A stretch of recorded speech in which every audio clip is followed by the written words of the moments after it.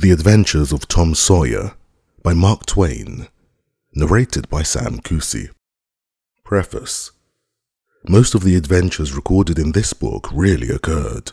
One or two were experiences of my own, the rest those of boys who were schoolmates of mine. Huck Finn is drawn from life, Tom Sawyer also, but not from an individual. He is a combination of the characteristics of three boys whom I knew, and therefore belongs to the composite order of architecture.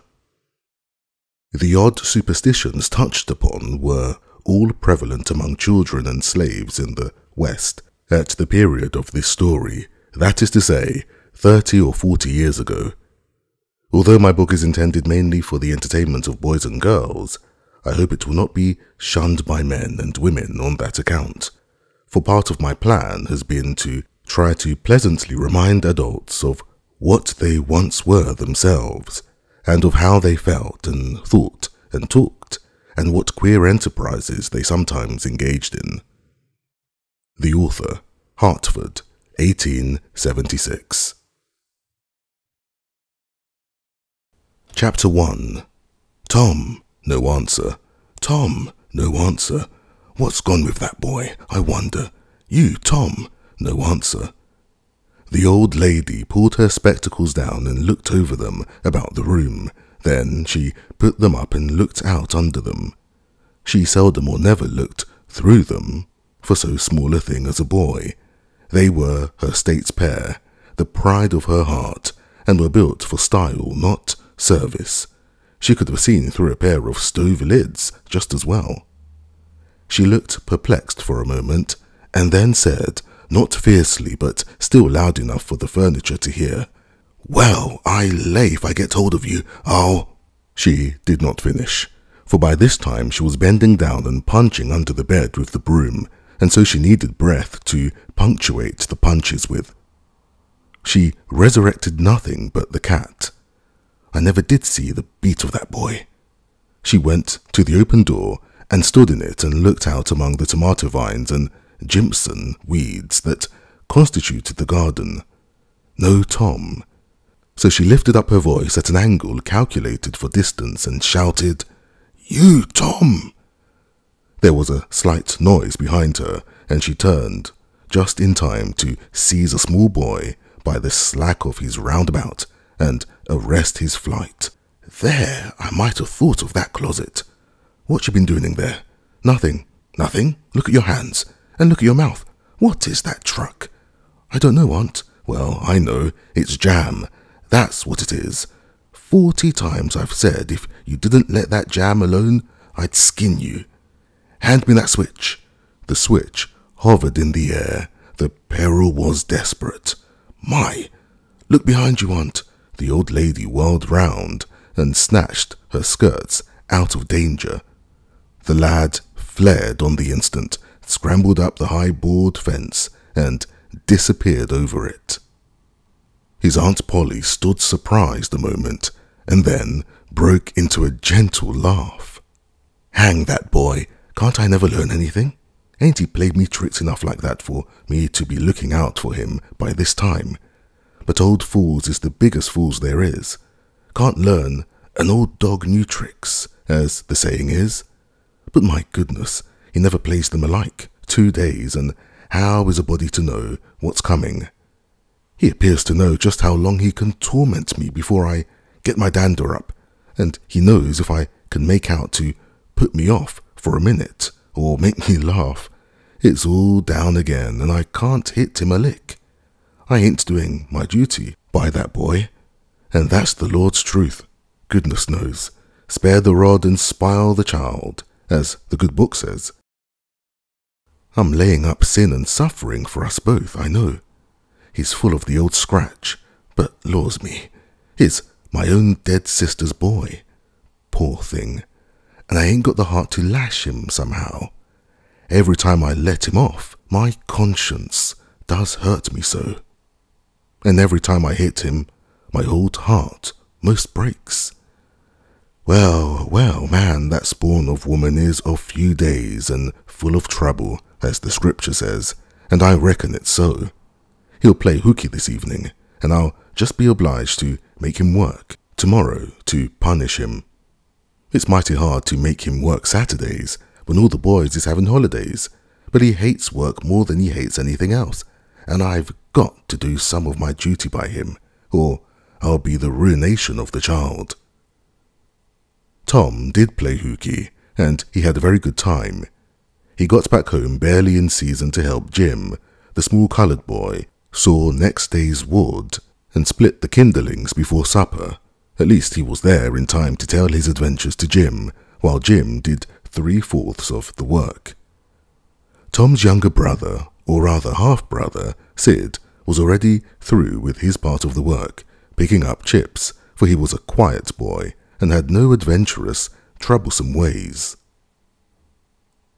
While Tom was eating his supper and stealing sugar as opportunity offered, Aunt Polly asked him questions that were full of guile and very deep, for she wanted to trap him into damaging revealments.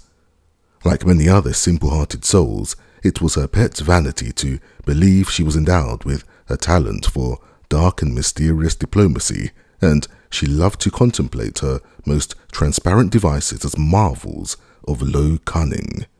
Said she, "Tom, it was middling warm in school, wasn't it?" "Yes, ma'am." "Powerful warm, weren't it?" "Yes, ma'am." "Didn't you want to go swimming, Tom?" A bit of scare shot through Tom, a touch of uncomfortable suspicion. He searched Aunt Polly's face, but it told him nothing, so he said, "No, well, not very much." The old lady reached out her hand and felt Tom's shirt and said, "But you ain't too warm now, though," and it flattered her to reflect that she had discovered that the shirt was dry without anybody knowing that that was what she had in her mind. But in spite of her, Tom knew where the wind lay now, so he forestalled what might be the next move. "Some of us pumped on our heads. Mine's damp yet, see?" Aunt Polly was vexed to think she had overlooked that bit of circumstantial evidence and missed a trick. Then she had a new inspiration. "Tom, you didn't have to undo your shirt collar where I sewed it to pump on your head, did you? Unbutton your jacket."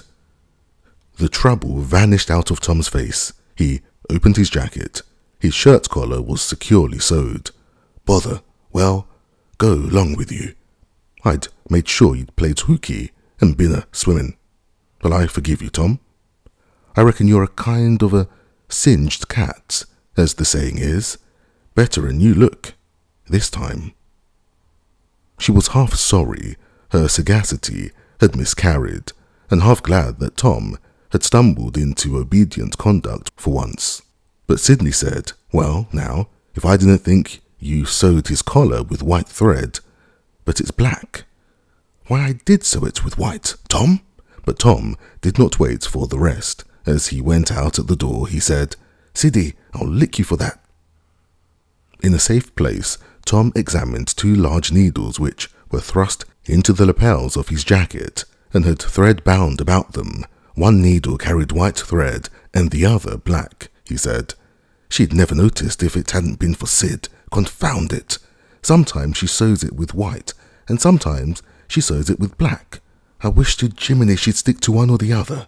I can't keep the run of 'em. But I bet you I'll lamb Sid for that. I'll learn him. He was not the model boy of the village. He knew the model boy very well, though, and loathed him. Within 2 minutes, or even less, he had forgotten all his troubles. Not because his troubles were one whit less heavy and bitter to him than a man's are to a man, but because a new and powerful interest bore them down and drove them out of his mind for the time, just as men's misfortunes are forgotten in the excitement of new enterprises. This new interest was a valued novelty in whistling, which he had just acquired from a Negro, and he was suffering to practice it undisturbed. It consisted in a peculiar bird-like turn, a sort of liquid warble, produced by touching the tongue to the roof of the mouth at short intervals in the midst of the music. The reader probably remembers how to do it, if he has ever been a boy. Diligence and attention soon gave him the knack of it, and he strode down the street with his mouth full of harmony and his soul full of gratitude. He felt much as an astronomer feels who has discovered a new planet, no doubt, as far as strong, deep, unalloyed pleasure is concerned. The advantage was with the boy, not the astronomer. The summer evenings were long. It was not dark yet. Presently Tom checked his whistle. A stranger was before him, a boy a shade larger than himself. A newcomer of any age or either sex was an impressive curiosity in the poor little shabby village of St. Petersburg. This boy was well dressed too, well dressed on a weekday. This was simply astounding. His cap was a dainty thing, his clothes buttoned blue cloth round about and new and natty, and so were his pantaloons. He had shoes on, and it was only Friday. He even wore a necktie, a bright bit of ribbon. He had a citified hair about him that ate into Tom's vitals. The more Tom stared at the splendid marvel, the higher he turned up his nose at his finery, and the shabbier and shabbier his own outfit seemed to him to grow. Neither boy spoke. If one moved, the other moved, but only sideways. In a circle, they kept face to face and eye to eye all the time. Finally, Tom said, "I can lick you." "I'd like to see you try." "Well, I can do it." "No, you can't either." "Yes, I can." "No, you can't." "I can." "You can't." Can't. An uncomfortable pause. Then Tom said, "What's your name?" "'Tisn't any of your business, maybe." "Well, I'll allow I'll make it my business." "Well, why don't you?" "If you say much, I will." "Much? There now." "Oh, you think you're mighty smart, don't you? I could lick you with one hand tied behind me if I wanted to." "Well, why don't you do it?" "You say you can do it." "Well, I will if you fool with me." "Oh yes, I've seen whole families in the same fix. Smarty, you think you're some now, don't you?" "Oh, what a hat." "You can lump that hat if you don't like it. I dare you to knock it off, and anybody that will take a dare will suck eggs." "You're a liar." "You're another. You're a fighting liar that doesn't take it up." "Oh, take a walk." "Say, if you give me much more of your sass, I'll take and bounce a rock off on your head." "Oh, of course you will." "Well, I will." "Well, why don't you do it, then?" "What do you keep saying you will for? Why don't you do it?" "It's because you're afraid." "I ain't afraid." "You are." "I ain't." "You are." Another pause, and more eyeing and sidling round each other. Presently they were shoulder to shoulder. Tom said, "Get away from here." "Go away yourself." "I won't." "I won't either." So they stood, each with a foot placed at an angle as a brace, and both shoving with might and main, and glowering at each other with hate. But neither could get an advantage. After struggling till both were hot and flushed, each relaxed his strain with watchful caution, and Tom said, "You're a coward and a pup. I'll tell my big brother on you, and he can thrash you with his little finger, and I'll make him do it too." "What do I care for your big brother? I've got a brother that's bigger than he is, and what's more, he can throw him over that fence too." Both brothers were imaginary. "That's a lie." "You're saying so, don't make it so." Tom drew a line in the dust with his big toe and said, "I dare you to step over that, and I'll lick you till you can't stand up. Anybody that will take a dare will steal sheep." The new boy stepped over promptly and said, "Now, you said you'd do it. Now let's see you do it. Don't you crowd me now. You better look out." "Well, you said you'd do it. Why don't you do it?" "By jingo, for 2 cents I will do it." The new boy took 2 broad coppers out of his pocket and held them out with derision. Tom struck them to the ground. In an instant both boys were rolling and tumbling in the dirt, gripped together like cats, and for the space of a minute they tugged and tore at each other's hair and clothes, punched and scratched each other's nose, and covered themselves with dust and glory. presently the confusion took form, and through the fog of battle, Tom appeared, seated astride the new boy and pounding him with his fists. "Holla enough," said he. The boy only struggled to free himself. He was crying, mainly from rage. "Holla enough," and the pounding went on. At last the stranger got out a smothered "nuff," and Tom let him up and said, "Now that'll learn you. Better look out who you're fooling with next time." The new boy went off brushing the dust from his clothes, sobbing, snuffling, and occasionally looking back and shaking his head and threatening what he would do to Tom the next time he caught him out. To which Tom responded with jeers and started off in high feather, and as soon as his back was turned, the new boy snatched up a stone, threw it and hit him between the shoulders, and then turned tail and ran like an antelope. Tom chased the traitor home and thus found out where he lived. He then held a position at the gate for some time, daring the enemy to come outside, but the enemy only made faces at him through the window and declined. At last, the enemy's mother appeared and called Tom a bad, vicious, vulgar child and ordered him away. So he went away, but he said he allowed to lay for that boy. He got home pretty late that night, and when he climbed cautiously in at the window, he uncovered an ambuscade in the person of his aunt. And when she saw the state his clothes were in, her resolution to turn his Saturday holiday into captivity at hard labor became adamantine in its firmness. Chapter 2. Saturday morning was come, and all the summer world was bright and fresh and brimming with life. There was a song in every heart, and if the heart was young, the music issued at the lips. There was cheer in every face and a spring in every step. The locust trees were in bloom, and the fragrance of the blossoms filled the air. Cardiff Hill, beyond the village and above it, was green with vegetation, and it lay just far enough away to seem a delectable land, dreamy, reposeful, and inviting. Tom appeared on the sidewalk with a bucket of whitewash and a long-handled brush. He surveyed the fence, and all gladness left him, and a deep melancholy settled down upon his spirit. 30 yards of board fence, 9 feet high. Life to him seemed hollow, and existence but a burden.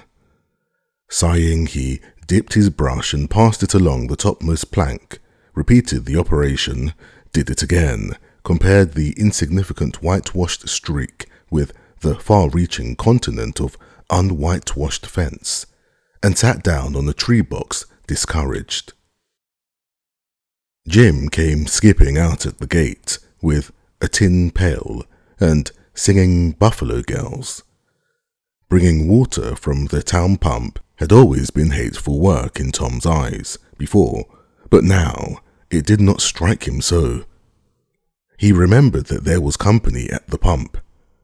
White, mulatto, and Negro boys and girls were always there, waiting their turns, resting, trading playthings, quarreling, fighting, skylarking.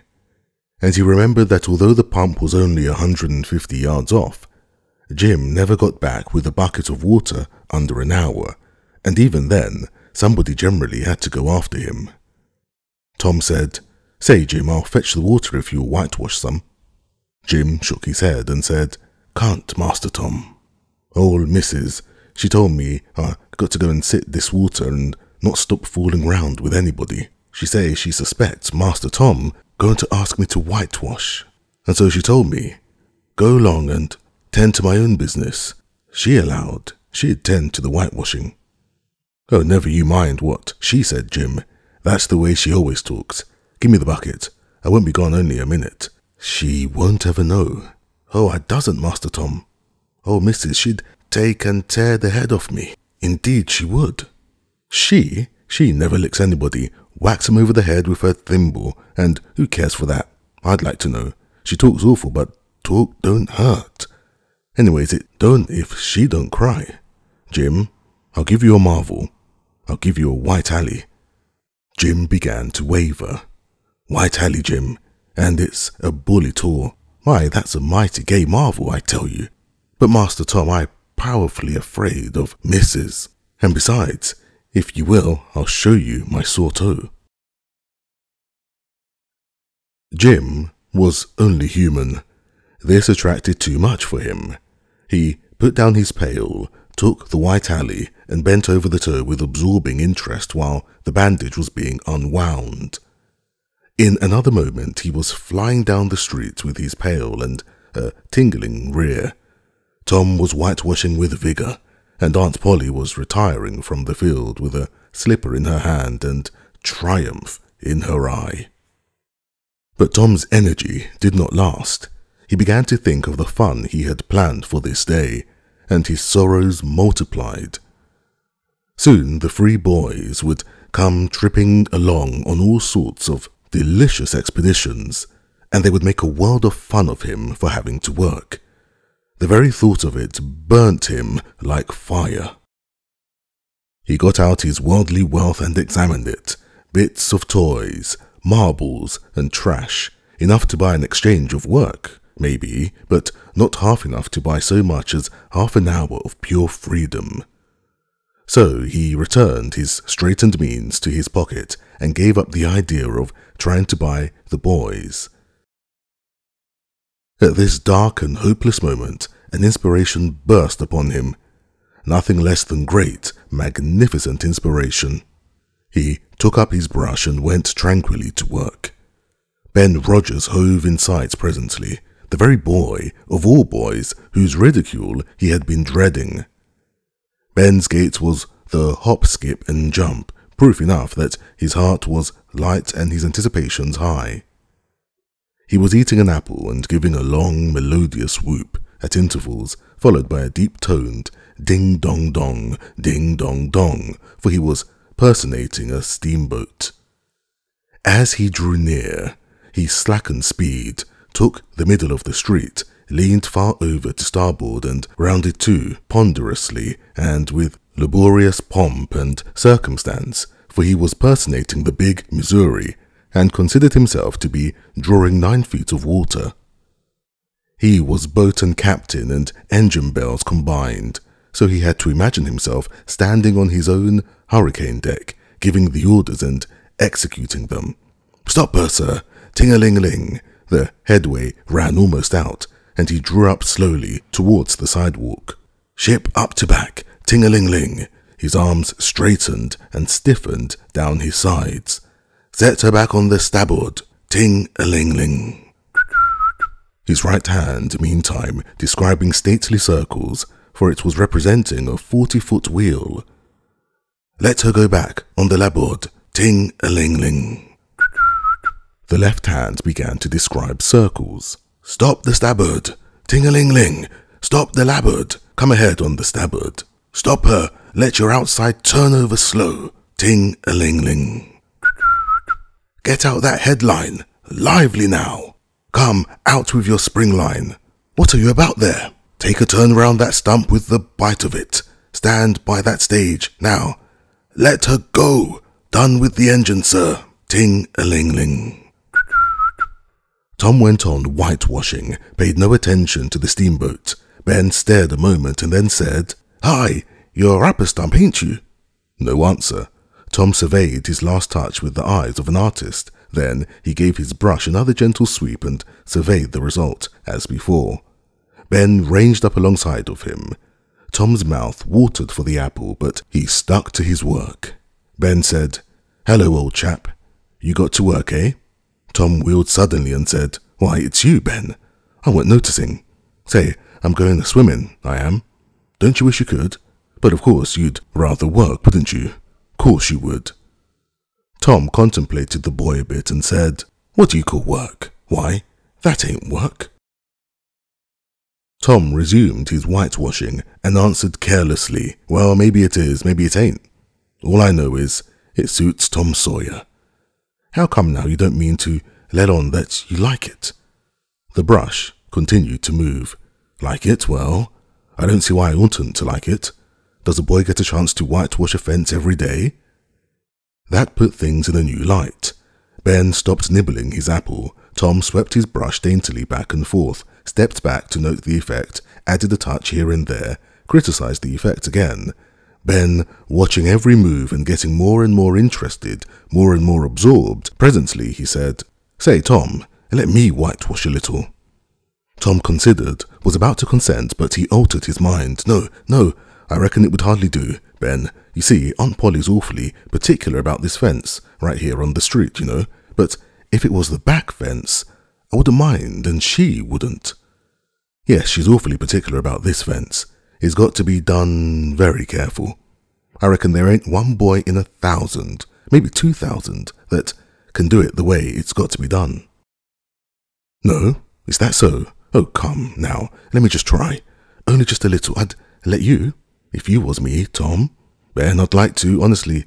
But Aunt Polly, well, Jim wanted to do it, but she wouldn't let him. Sid wanted to do it, and she wouldn't let Sid. Now, don't you see how I'm fixed? If you was to tackle this fence and anything was to happen to it, oh, shucks, I'll be just as careful. Now, let me try. Say, I'll give you the core of my apple. Well, here. No, Ben. Now, don't, I'm afraid. I'll give you all of it. Tom gave up the brush with reluctance in his face, but alacrity in his heart. And while the late steamer, Big Missouri, worked and sweated in the sun, the retired artist sat on a barrel in the shade close by, dangled his legs, munched his apple, and planned the slaughter of more innocents. There was no lack of material. Boys happened along every little while. They came to jeer, but remained to whitewash. By the time Ben was fagged out, Tom had traded the next chance to Billy Fisher for a kite, in good repair. And when he played out, Johnny Miller brought in for a dead rat and a string to swing it with, and so on, hour after hour. And when the middle of the afternoon came, from being a poor poverty-stricken boy in the morning, Tom was literally rolling in wealth. He had, besides the things before mentioned, 12 marbles, part of a Jew's harp, a piece of blue bottle glass to look through, a spool cannon, a key that wouldn't unlock anything, a fragment of chalk, a glass stopper of a decanter, a tin soldier, a couple of tadpoles, 6 firecrackers, a kitten with only one eye, a brass doorknob, a dog collar, but no dog, the handle of a knife, 4 pieces of orange peel, and a dilapidated old window sash. He had had a nice, good, idle time all the while, plenty of company, and the fence had 3 coats of whitewash on it. If he hadn't run out of whitewash, he would have bankrupted every boy in the village. Tom said to himself that it was not such a hollow world after all. He had discovered the great law of human action without knowing it, namely that in order to make a man or a boy covet a thing, it is only necessary to make the thing difficult to attain. If he had been a great and wise philosopher, like the writer of this book, he would now have comprehended that work consists of whatever a body is obliged to do, and that play consists of whatever a body is not obliged to do. And this would help him to understand why constructing artificial flowers or performing on a treadmill is work, while rolling 10 pins or climbing Mount Blanc is only amusement. There are wealthy gentlemen in England who drive 4-horse passenger coaches, 20 or 30 miles on a daily line in the summer because the privilege costs them considerable money. But if they were offered wages for the service, that would turn it into work, and then they would resign. The boy mused a while over the substantial change which had taken place in his worldly circumstances, and then wended toward headquarters to report. Chapter 3. Tom presented himself before Aunt Polly, who was sitting by an open window in a pleasant rearward apartment, which was bedroom, breakfast room, dining room, and library combined. The balmy summer air, the restful quiet, the odour of the flowers, and the drowsing murmur of the bees had had their effect, and she was nodding over her knitting, for she had no company but the cat, and it was asleep in her lap.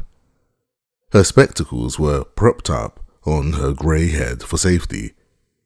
She had thought that, of course, Tom had deserted long ago, and she wondered at seeing him place himself in her power again in this intrepid way.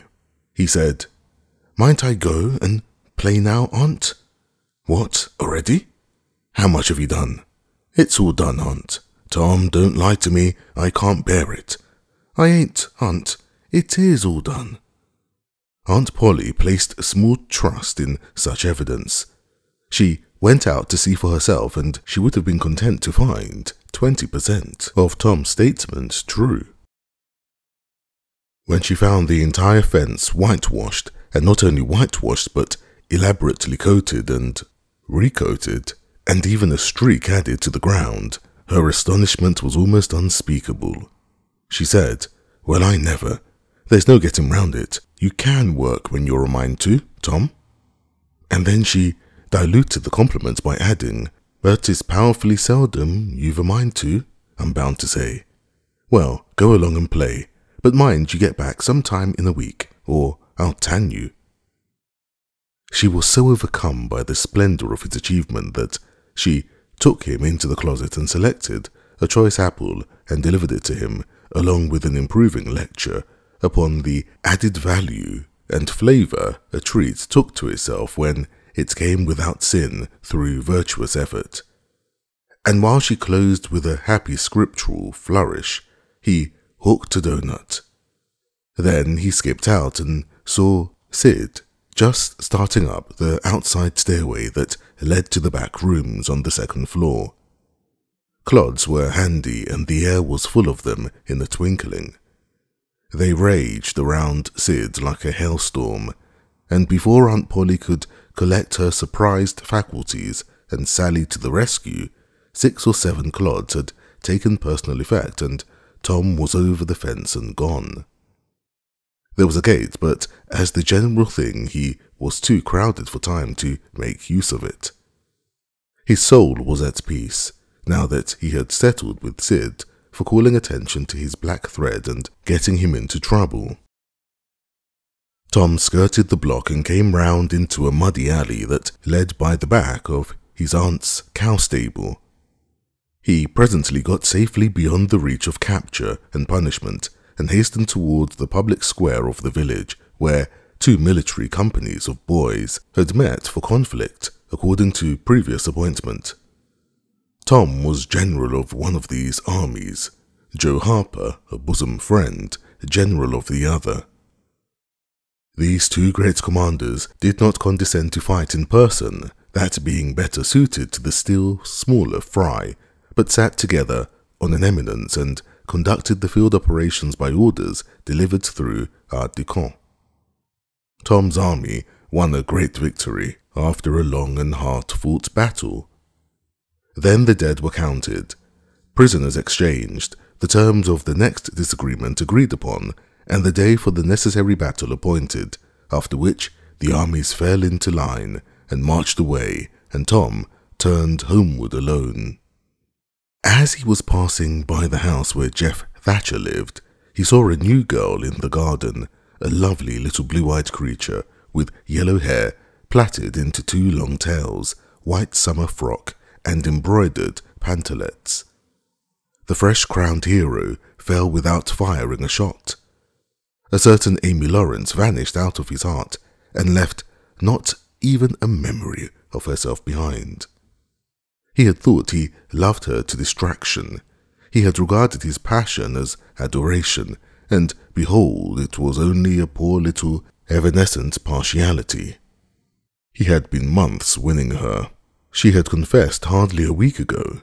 He had been the happiest and the proudest boy in the world, only 7 short days, and here, in one instant of time, she had gone out of his heart like a casual stranger whose visit is done. He worshipped this new angel with furtive eye. till he saw that she had discovered him.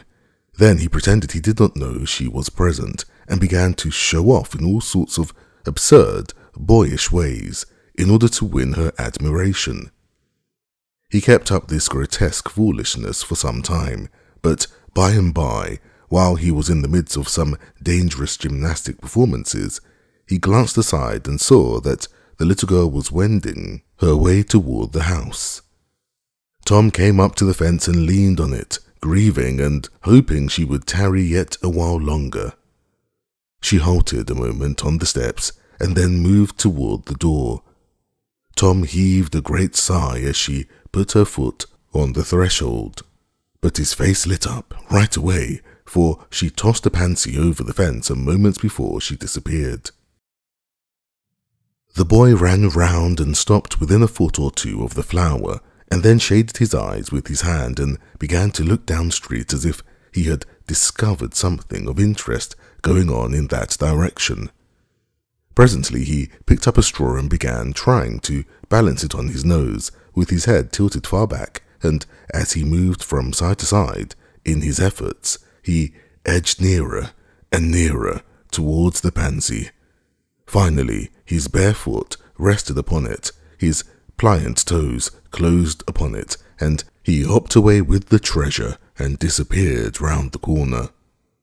But only for a minute, only while he could button the flower inside his jacket. Next his heart, or next his stomach, possibly, for he was not much posted in anatomy, and not hypocritical anyway. He returned now and hung about the fence till nightfall, showing off as before, but the girl never exhibited herself again, though Tom comforted himself a little with the hope that she had been near some window meantime and been aware of his attentions. Finally he strode home reluctantly with his poor head full of visions. All through supper his spirits were so high that his aunt wondered what had got into the child. He took a good scolding about clodding Sid and did not seem to mind it in the least. He tried to steal sugar under his aunt's very nose and got his knuckles rapped for it. He said, "Aunt, you don't whack Sid when he takes it. Well, Sid doesn't torment anybody the way you do. You'd be always into that sugar if I weren't watching you." Presently she stepped into the kitchen, and Sid, happy in his immunity, reached for the sugar bowl, a sort of glorying over Tom, which was well nigh unbearable. But Sid's fingers slipped and the bowl dropped and broke. Tom was in ecstasies. In such ecstasies that he even controlled his tongue and was silent. He said to himself that he would not speak a word even when his aunt came in, but would sit perfectly still till she asked who did the mischief, and then he would tell, and there would be nothing so good in the world as to see that pet model catch it.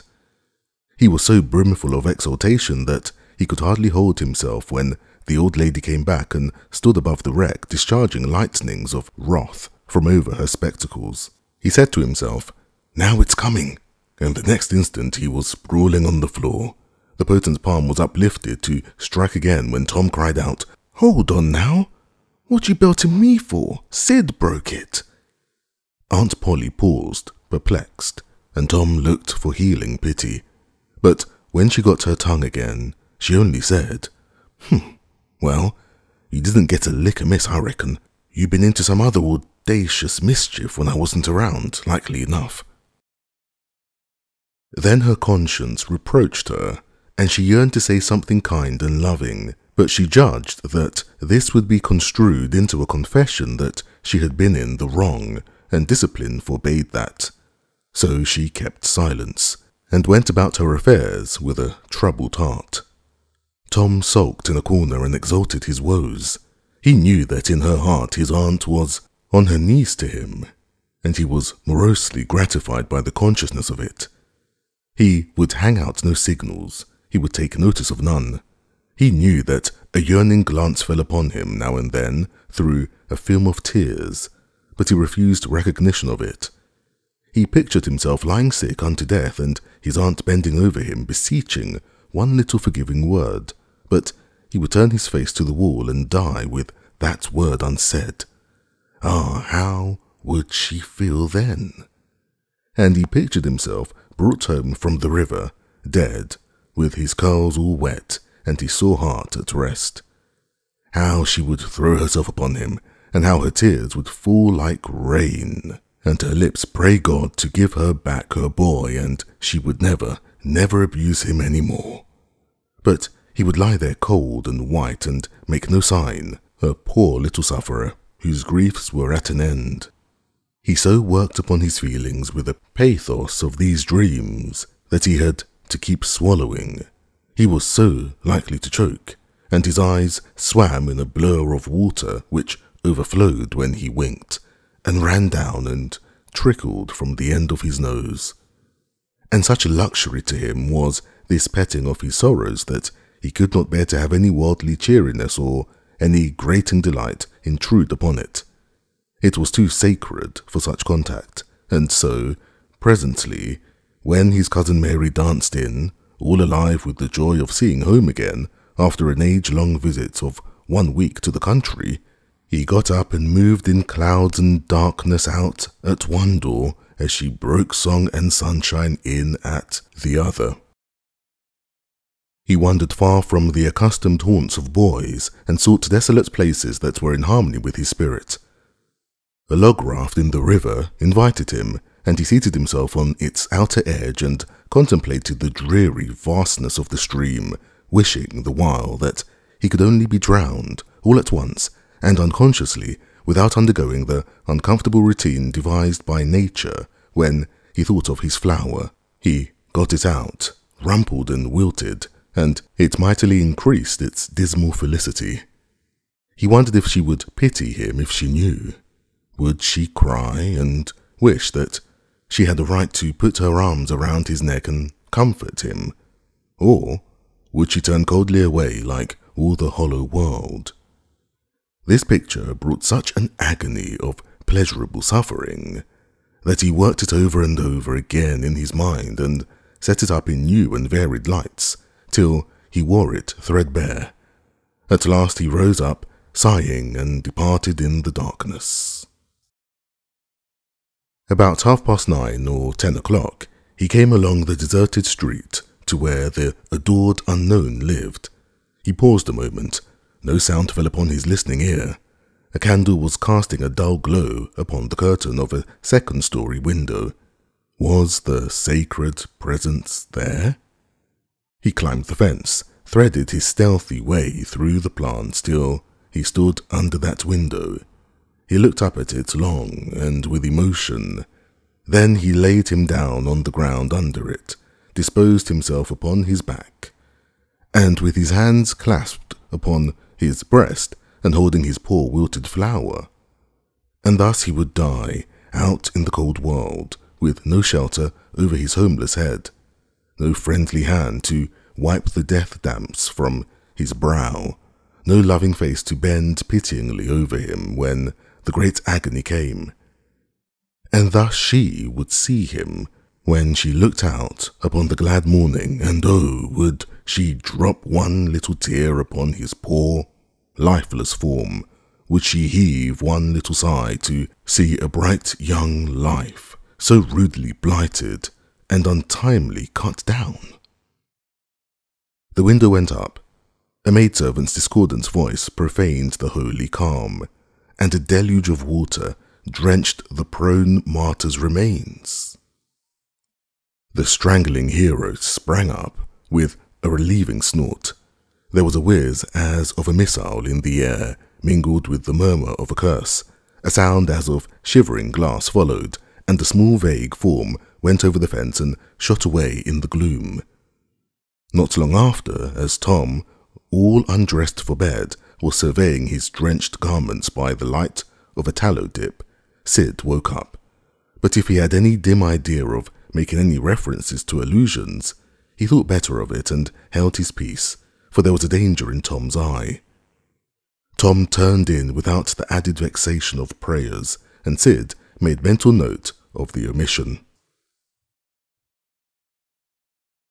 Chapter 4. The sun rose upon a tranquil world and beamed down upon the peaceful village like a benediction. Breakfast over, Aunt Polly had family worship.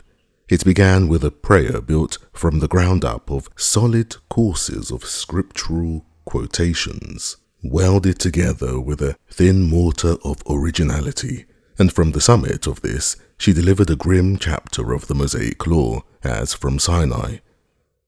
Then Tom girded up his loins, so to speak, and went to work to get his verses. Sid had learned his lesson days before. Tom bent all his energies to the memorizing of 5 verses, and he chose part of the Sermon on the Mount because he could find no verse that was shorter. At the end of half an hour, Tom had a vague general idea of his lesson, but no more, for his mind was traversing the whole field of human thought, and his hands were busy with distracting recreations. Mary took his book to hear him recite, and he tried to find his way through the fog. Blessed are the, poor. Yes, poor. Blessed are the poor, in spirit. In spirit, blessed are the poor in spirit. For theirs. Blessed are the poor in spirit, for theirs is the kingdom of heaven. Blessed are they that mourn, for oh,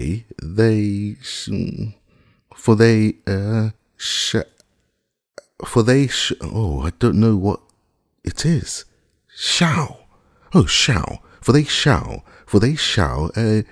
mourn. Blessed are they that shall mourn, for they shall what? Why don't you tell me, Mary? What do you want to be so mean for? Oh, Tom, you poor thick-headed thing. I'm not teasing you. I wouldn't do that. You must go and learn it again. Don't you be discouraged, Tom. You'll manage it, and if you do, I'll give you something ever so nice. There now, that's a good boy. All right. What is it, Mary? Tell me what it is. Never you mind, Tom. You know if I say it's nice, it's nice. You bet you that's so, Mary. All right, I'll tackle it again. And he did tackle it again, and under the double pressure of curiosity and prospective gain, he did it with such spirit that he accomplished a shining success.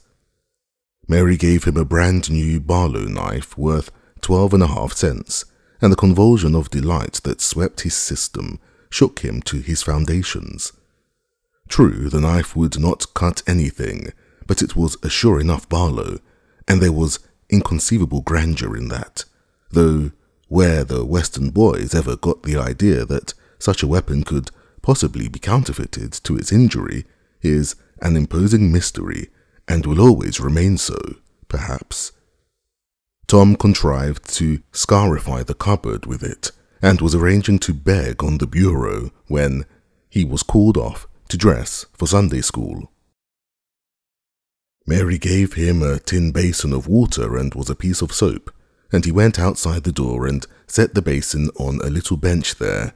Then he dipped the soap in the water and laid it down, turned up his sleeves, poured out the water on the ground gently, and then entered the kitchen and began to wipe his face diligently on the towel behind the door. But Mary removed the towel and said, "Now ain't you ashamed, Tom? You mustn't be so bad. Water won't hurt you." Tom was a trifle disconcerted. The basin was refilled, and this time he stood over it a little while, gathering resolution, took in a big breath, and began. When he entered the kitchen presently, with both eyes shut and groping for the towel with his hands, an honourable testimony of suds and water was dripping from his face. But when he emerged from the towel, he was not yet satisfactory, for the clean territory stopped short at his chin and his jaws like a mask. Below and beyond this line there was a dark expanse of unirrigated soil that spread downward in front and backward around his neck. Mary took him in hand, and when she was done with him, he was a man and a brother, without distinction of colour, and his saturated hair was neatly brushed, and his short curls wrought into a dainty and symmetrical general effect. He privately smoothed out the curls with labour and difficulty and plastered his hair close down to his head, for he held curls to be effeminate, and his own filled his life with bitterness. Then Mary got out a suit of his clothing that had been used only on Sundays during 2 years. They were simply called his outer clothes, and so by that we know the size of his wardrobe. The girl put him to rights after he had dressed himself. She buttoned his neat roundabout up to his chin, turned his vast shirt collar down over his shoulders, brushed him off and crowned him with his speckled straw hat. He now looked exceedingly improved and uncomfortable. He was fully as uncomfortable as he looked, and there was a restraint about whole clothes and cleanliness that galled him. He hoped that Mary would forget his shoes, but the hope was blighted. She coated them thoroughly with tallow, as was the custom, and brought them out. He lost his temper and said he was always being made to do everything he didn't want to do. But Mary said persuasively, "Please, Tom, that's a good boy." So he got into the shoes, snarling. Mary was soon ready, and the 3 children set out for Sunday school, a place that Tom hated with his whole heart, but Sid and Mary were fond of it. Sabbath school hours were from 9 to 10:30, and then church service. 2 of the children always remained for the sermon voluntarily, and the other always remained too, for stronger reasons. The church's high-backed, uncushioned pews would seat about 300 persons. The edifice was but a small, plain affair, with a sort of pine-board tree box on top of it for a steeple. At the door, Tom dropped back a step and accosted a Sunday-dressed comrade. "Say, Billy, got a yellow ticket?" "Yes.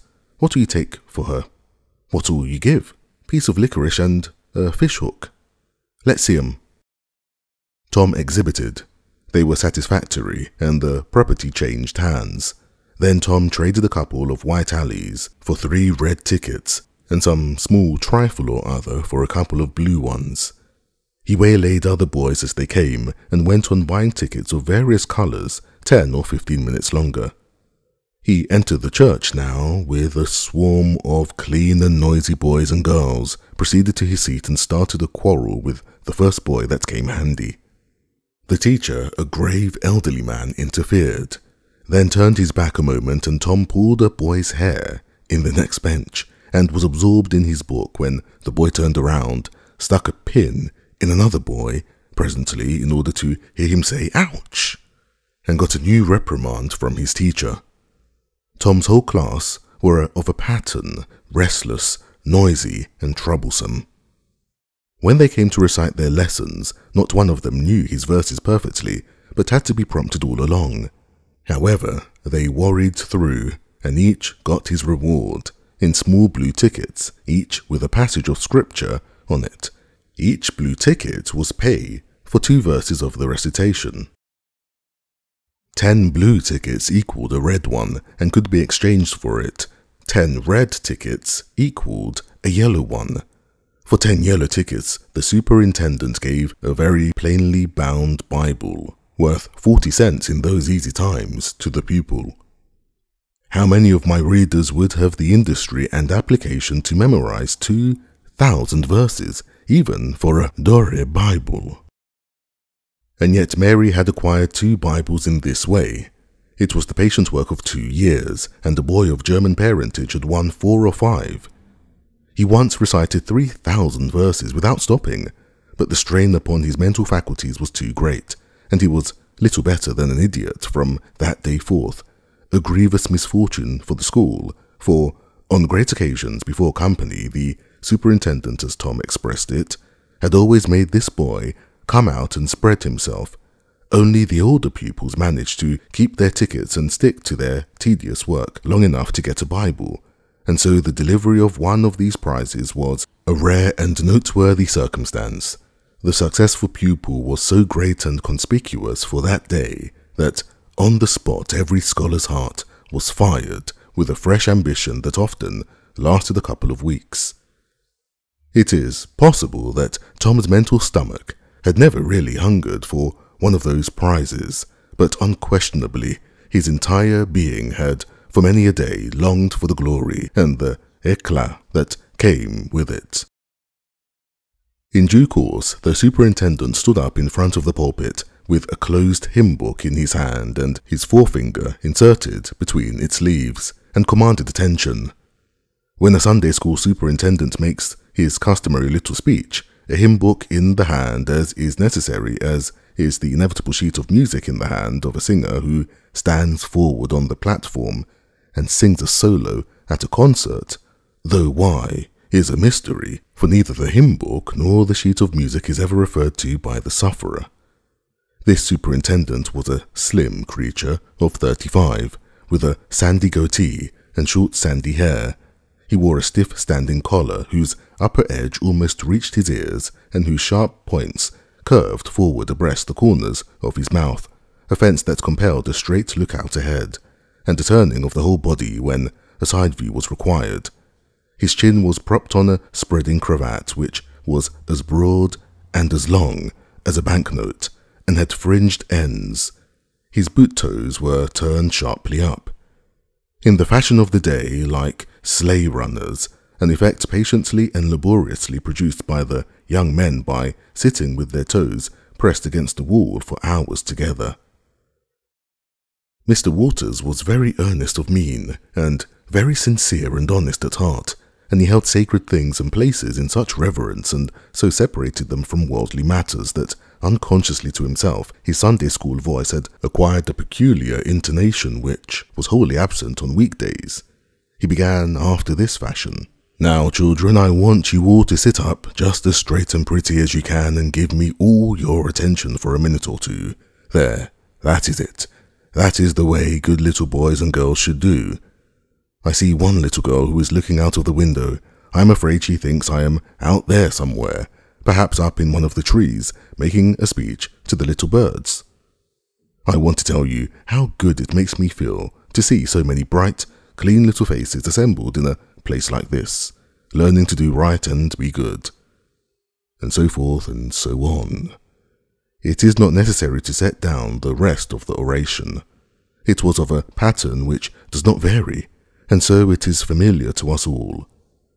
The latter third of the speech was marred by the resumption of fights and other recreations among certain of the bad boys, and by the fidgetings and whisperings that extended far and wide, washing even to the bases of isolated and incorruptible rocks like Sid and Mary. But now every sound ceased suddenly, with the subsidence of Mr. Waters' voice, and the conclusion of the speech was received with a burst of silent gratitude. A good part of the whispering had been occasioned by an event which was more or less rare, the entrance of visitors. Lawyer Thatcher, accompanied by a very feeble and aged man, a fine, portly, middle-aged gentleman with iron grey hair, and a dignified lady who was doubtless the latter's wife. The lady was leading a child. Tom had been restless and full of chafings and repinings. Conscience smitten, too, he could not meet Amy Lawrence's eye. He could not brook her loving gaze. But when he saw this small newcomer, his soul was all ablaze with bliss in a moment. The next moment he was showing off with all his might, cuffing boys, pulling hair, making faces, in a word, using every art that seemed likely to fascinate a girl and win her applause. His exultation had but one alloy, the memory of his humiliation in the Angel's Garden, and that record in sand was fast washing out under the waves of happiness that were sweeping over it now. The visitors were given the highest seats of honor, and as soon as Mr. Waters' speech was finished, he introduced them to the school. The middle-aged man turned out to be a prodigious personage, no less a one than the county judge, altogether the most august creation these children had ever looked upon, and they wondered what kind of material he was made of, and they half wanted to hear him roar, and were half afraid he might too. He was from Constantinople, 12 miles away, so he had travelled and seen the world. These very eyes had looked upon the county courthouse, which was said to have a tin roof. The awe which these reflections inspired was attested by the impressive silence and the ranks of staring eyes. This was the great Judge Thatcher, brother of their own lawyer. Jeff Thatcher immediately went forward to be familiar with the great man and be envied by the school. It would have been music to his soul to hear the whisperings. "Look at him, Jim. He's going up there. Say, look, he's a-going to shake hands with him. He is shaking hands with him. By jings, don't you wish you was Jeff?" Mr. Waters fell to showing off with all sorts of official bustlings and activities, giving orders, delivering judgments, discharging directions here, there, everywhere that he could find a target. The librarian showed off, running hither and thither with his arms full of books and making a deal of the splutter and fuss that insect authority delights in. The young lady teachers showed off, bending sweetly over pupils that were lately being boxed, lifting pretty warning fingers at bad little boys and patting good ones lovingly. The young gentleman teachers showed off, with small scoldings and other little displays of authority and fine attention to discipline, and most of the teachers of both sexes found business up at the library, by the pulpit, and it was business that frequently had to be done over again, 2 or 3 times, with such seeming vexation. The little girls showed off in various ways, and the little boys showed off with such diligence that the air was thick with paper wads and the murmur of scufflings. And above it all, the great man sat and beamed a majestic, judicial smile upon all the house, and warmed himself in the sun of his own grandeur, for he was showing off too. There was only one thing wanting to make Mr. Waters' ecstasy complete, and that was a chance to deliver a Bible prize and exhibit a prodigy. Several pupils had a few yellow tickets, but none had enough. He had been around among the star pupils inquiring. He would have given worlds now to have that German lad back again with a sound mind. And now, at this moment, when hope was dead, Tom Sawyer came forward with 9 yellow tickets, 9 red tickets, and 10 blue ones, and demanded a Bible. This was a thunderbolt out of a clear sky. Waters was not expecting an application from this source for the next 10 years, but there was no getting round it. Here were the certified checks, and they were good for their face. Tom was therefore elevated to a place with the judge and the other elect, and the great news was announced from headquarters. It was the most stunning surprise of the decade, and so profound was the sensation that it lifted the new hero up to the judicial one's altitude, and the school had 2 marvels to gaze upon in place of 1. The boys were all eaten up with envy, but those that suffered the bitterest pangs were those who perceived, too late, that they themselves had contributed to this hatred splendor by trading tickets to Tom for the wealth he had amassed in selling whitewashing privileges. These despised themselves as being the dupes of a wily fraud, a guileful snake in the grass. The prize was delivered to Tom with as much effusion as the superintendent could pump up under the circumstances, but it lacked somewhat of the true gush, for the poor fellow's instinct taught him that there was a mystery here that could not well bear the light. Perhaps it was simply preposterous that this boy had warehoused 2,000 sheaves of scriptural wisdom on his premises. A dozen would strain his capacity without a doubt. Amy Lawrence was proud and glad, and she tried to make Tom see it in her face, but he wouldn't look. She wondered. Then she was just a grain troubled. Next, a dim suspicion came and went, came again. She watched. A furtive glance told her worlds, and then her heart broke, and she was jealous and angry, and the tears came, and she hated everybody. Tom most of all, she thought.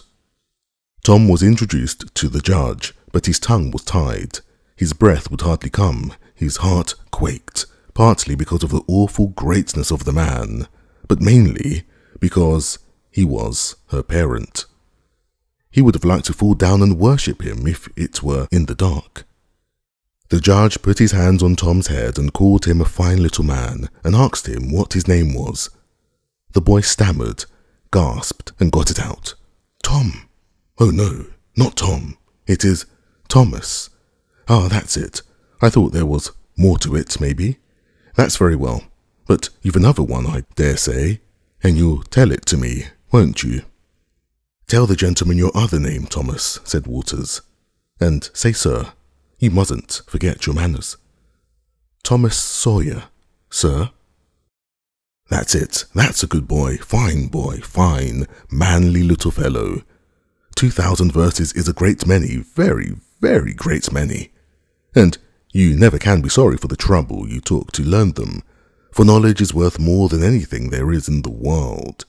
It's what makes great men and good men.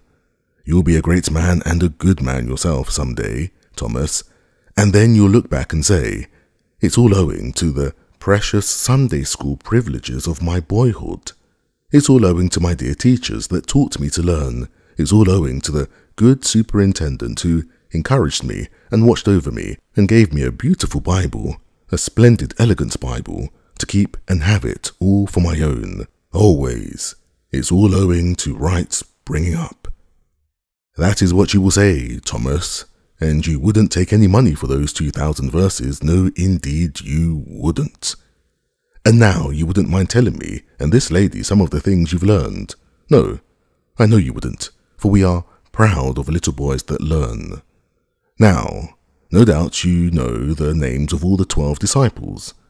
Won't you tell us all the names of the first 2 that were appointed? Tom was tugging at a buttonhole and looking sheepish. He blushed now, and his eyes fell. Mr. Waters' heart sank within him. He said to himself, it is not possible that the boy can answer the simplest question.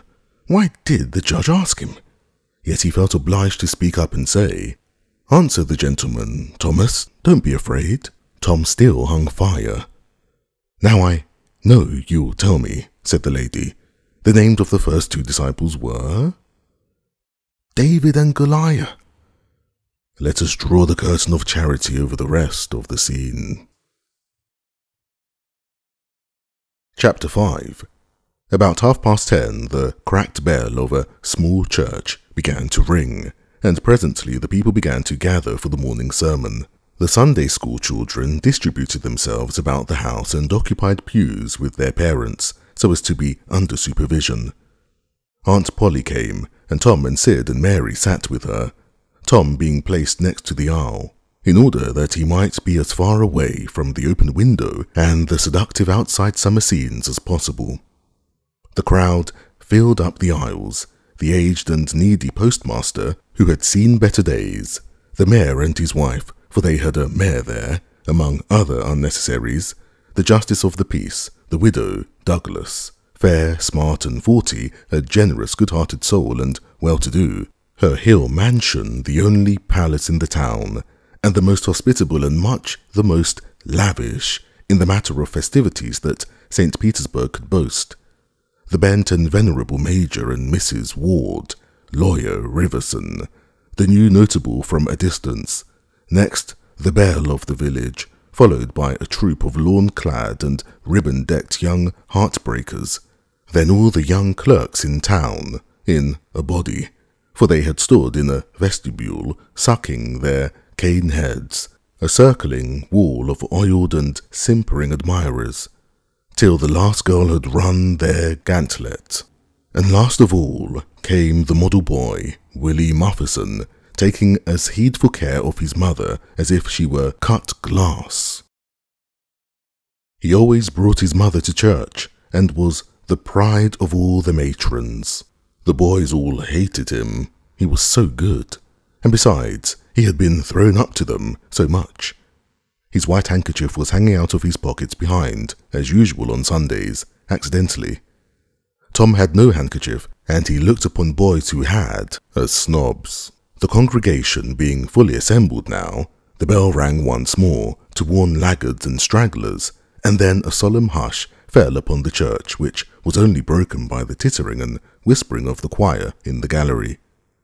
The choir always tittered and whispered all through service. There was once a church choir that was not ill-bred, but I have forgotten where it was now. It was a great many years ago, and I can scarcely remember anything about it. But I think it was in some foreign country. The minister gave out the hymn and read it through with a relish, in a peculiar style which was much admired in that part of the country. His voice began on a medium key and climbed steadily up until it reached a certain point, where it bore with strong emphasis upon the topmost word, and then plunged down as if from a springboard. Shall I be carried to the skies on flowery beds of ease, while others fight to win the prize and sail through bloody seas? He was regarded as a wonderful reader.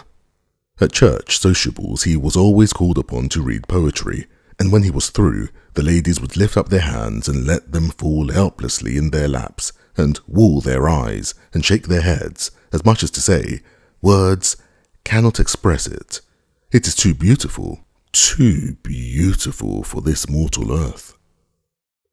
After the hymn had been sung, the Reverend Mr. Sprague turned himself into a bulletin board and read off notices of meetings and societies and things till it seemed that the list would stretch out to the crack of doom, a queer custom which is still kept up in America, even in cities away here in this age of abundant newspapers.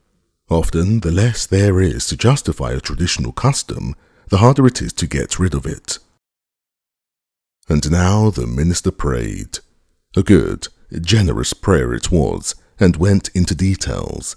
It pleaded for the church, and the little children of the church, for the other churches of the village itself, for the county, for the state officers, for the United States, for the churches of the United States, for Congress, for the President, for the officers of the government, for poor sailors tossed by stormy seas, for the oppressed millions groaning under the heel of European monarchies and Oriental despotisms, for such as have the light and the good tidings, and yet have not eyes to see nor ears to hear withal, for the heathen in the far island of the sea, enclosed with a supplication that the words he was about to speak might find grace and favour, and be a seed sown in fertile ground, yielding in time a grateful harvest of good. Amen. There was a rustling of dresses, and the standing congregation sat down. The boy whose history this book relates did not enjoy the prayer, he only endured it, if he even did that much. He was restive all through it. He kept tally of the details of the prayer, unconsciously, for he was not listening, but he knew the ground of old, and the clergyman's regular route over it, and when a little trifle of new matter was interlarded, his ear detected it, and his whole nature resented it. He considered additions unfair and scoundrelly. In the midst of the prayer, a fly had lit on the back of the pew in front of him and tortured his spirits by calmly rubbing its hands together, embracing its head with its arms, and polishing it so vigorously that it seemed to almost part company with the body. And the slender thread of a neck was exposed to view, scraping its wings with its hind legs and smoothing them to its body as if they had been coat-tails, going through its whole toilette as tranquilly as if it knew it was perfectly safe. As indeed it was, for as sorely as Tom's hands itched to grab for it, they did not dare. He believed his soul would be instantly destroyed if he did such a thing while the prayer was going on. But with the closing sentence his hand began to curve and steal forward, and the instant the Amen was out, the fly was a prisoner of war. His aunt detected the act and made him let it go. The minister gave out his text and droned along monotonously through an argument that was so prosy that many a head by and by began to nod, and yet it was an argument that dealt in limitless fire and brimstone and thinned the predestined elect down to a company so small as to be hardly worth the saving. Tom counted the pages of the sermon. After church he always knew how many pages there had been, but he seldom knew anything else about the discourse. However, this time he was really interested for a little while. The minister gave a grand and moving picture of the assembling together of the world's hosts at the millennium, when the lion and the lamb should lie down together and a little child should lead them. But the pathos, the lesson, the moral of the great spectacle were lost upon the boy. He only thought of the conspicuousness of the principal character before the onlooking nations. His face lit with the thought, and he said to himself that he wished he could be that child, if it was a tame lion. Now he lapsed into suffering again, as the dry argument was resumed. Presently he bethought him of a treasure he had and got it out. It was a large black beetle with formidable jaws, a pinch bug, he called it. It was in a percussion cap box. The first thing the beetle did was to take him by the finger. A natural fillip followed. The beetle went floundering into the aisle and lit on its back, and the hurt finger went into the boy's mouth. The beetle lay there, working its helpless legs, unable to turn over. Tom eyed it and longed for it, but it was safe out of his reach. Other people uninterested in the sermon found relief in the beetle, and they eyed it too. Presently a vagrant poodle dog came idling along, sad at heart, lazy with the summer softness and the quiet, weary of captivity, sighing for change. He spied the beetle, the drooping tail lifted and wagged. He surveyed the prize, walked around it, smelt at it from a safe distance, walked around it again, grew bolder, and took a closer smell, then lifted his lip and made a gingerly snatch at it, just missing it, made another, and another, began to enjoy the diversion, subsided to his stomach with the beetle between his paws, and continued his experiments, grew weary at last, and then indifferent and absent-minded. His head nodded, and little by little his chin descended and touched the enemy who seized it. There was a sharp yelp, a flirt of the poodle's head, and the beetle fell a couple of yards away and lit on its back once more. The neighbouring spectators shook with a gentle inward joy. Several faces went behind fans and handkerchiefs, and Tom was entirely happy. The dog looked foolish, and probably felt so, but there was resentment in his heart too, and a craving for revenge. So he went to the beetle and began a wary attack on it again, jumping at it from every point of a circle, lighting with his forepaws within an inch of the creature, making even closer snatches at it with his teeth, and jerking his head till his ears flapped again. But he grew tired once more, after a while, tried to amuse himself with a fly, but found no relief, followed an ant round with his nose close to the floor, and quickly wearied of that, yawned, sighed, forgot the beetle entirely, and sat down on it. Then there was a wild yelp of agony, and the poodle went sailing up the aisle. The yelps continued, and so did the dog. He crossed the house in front of the altar. He flew down the other aisle. He crossed before the doors. He clambered up the home stretch. His anguish grew with his progress, till presently he was but a woolly comet moving in its orbit with the gleam and the speed of light. At last the frantic sufferer sheered from its course and sprang into its master's lap. He flung it out of the window, and the voice of distress quickly thinned away and died in the distance. By this time the whole church was red-faced and suffocating with suppressed laughter, and the sermon had come to a dead standstill.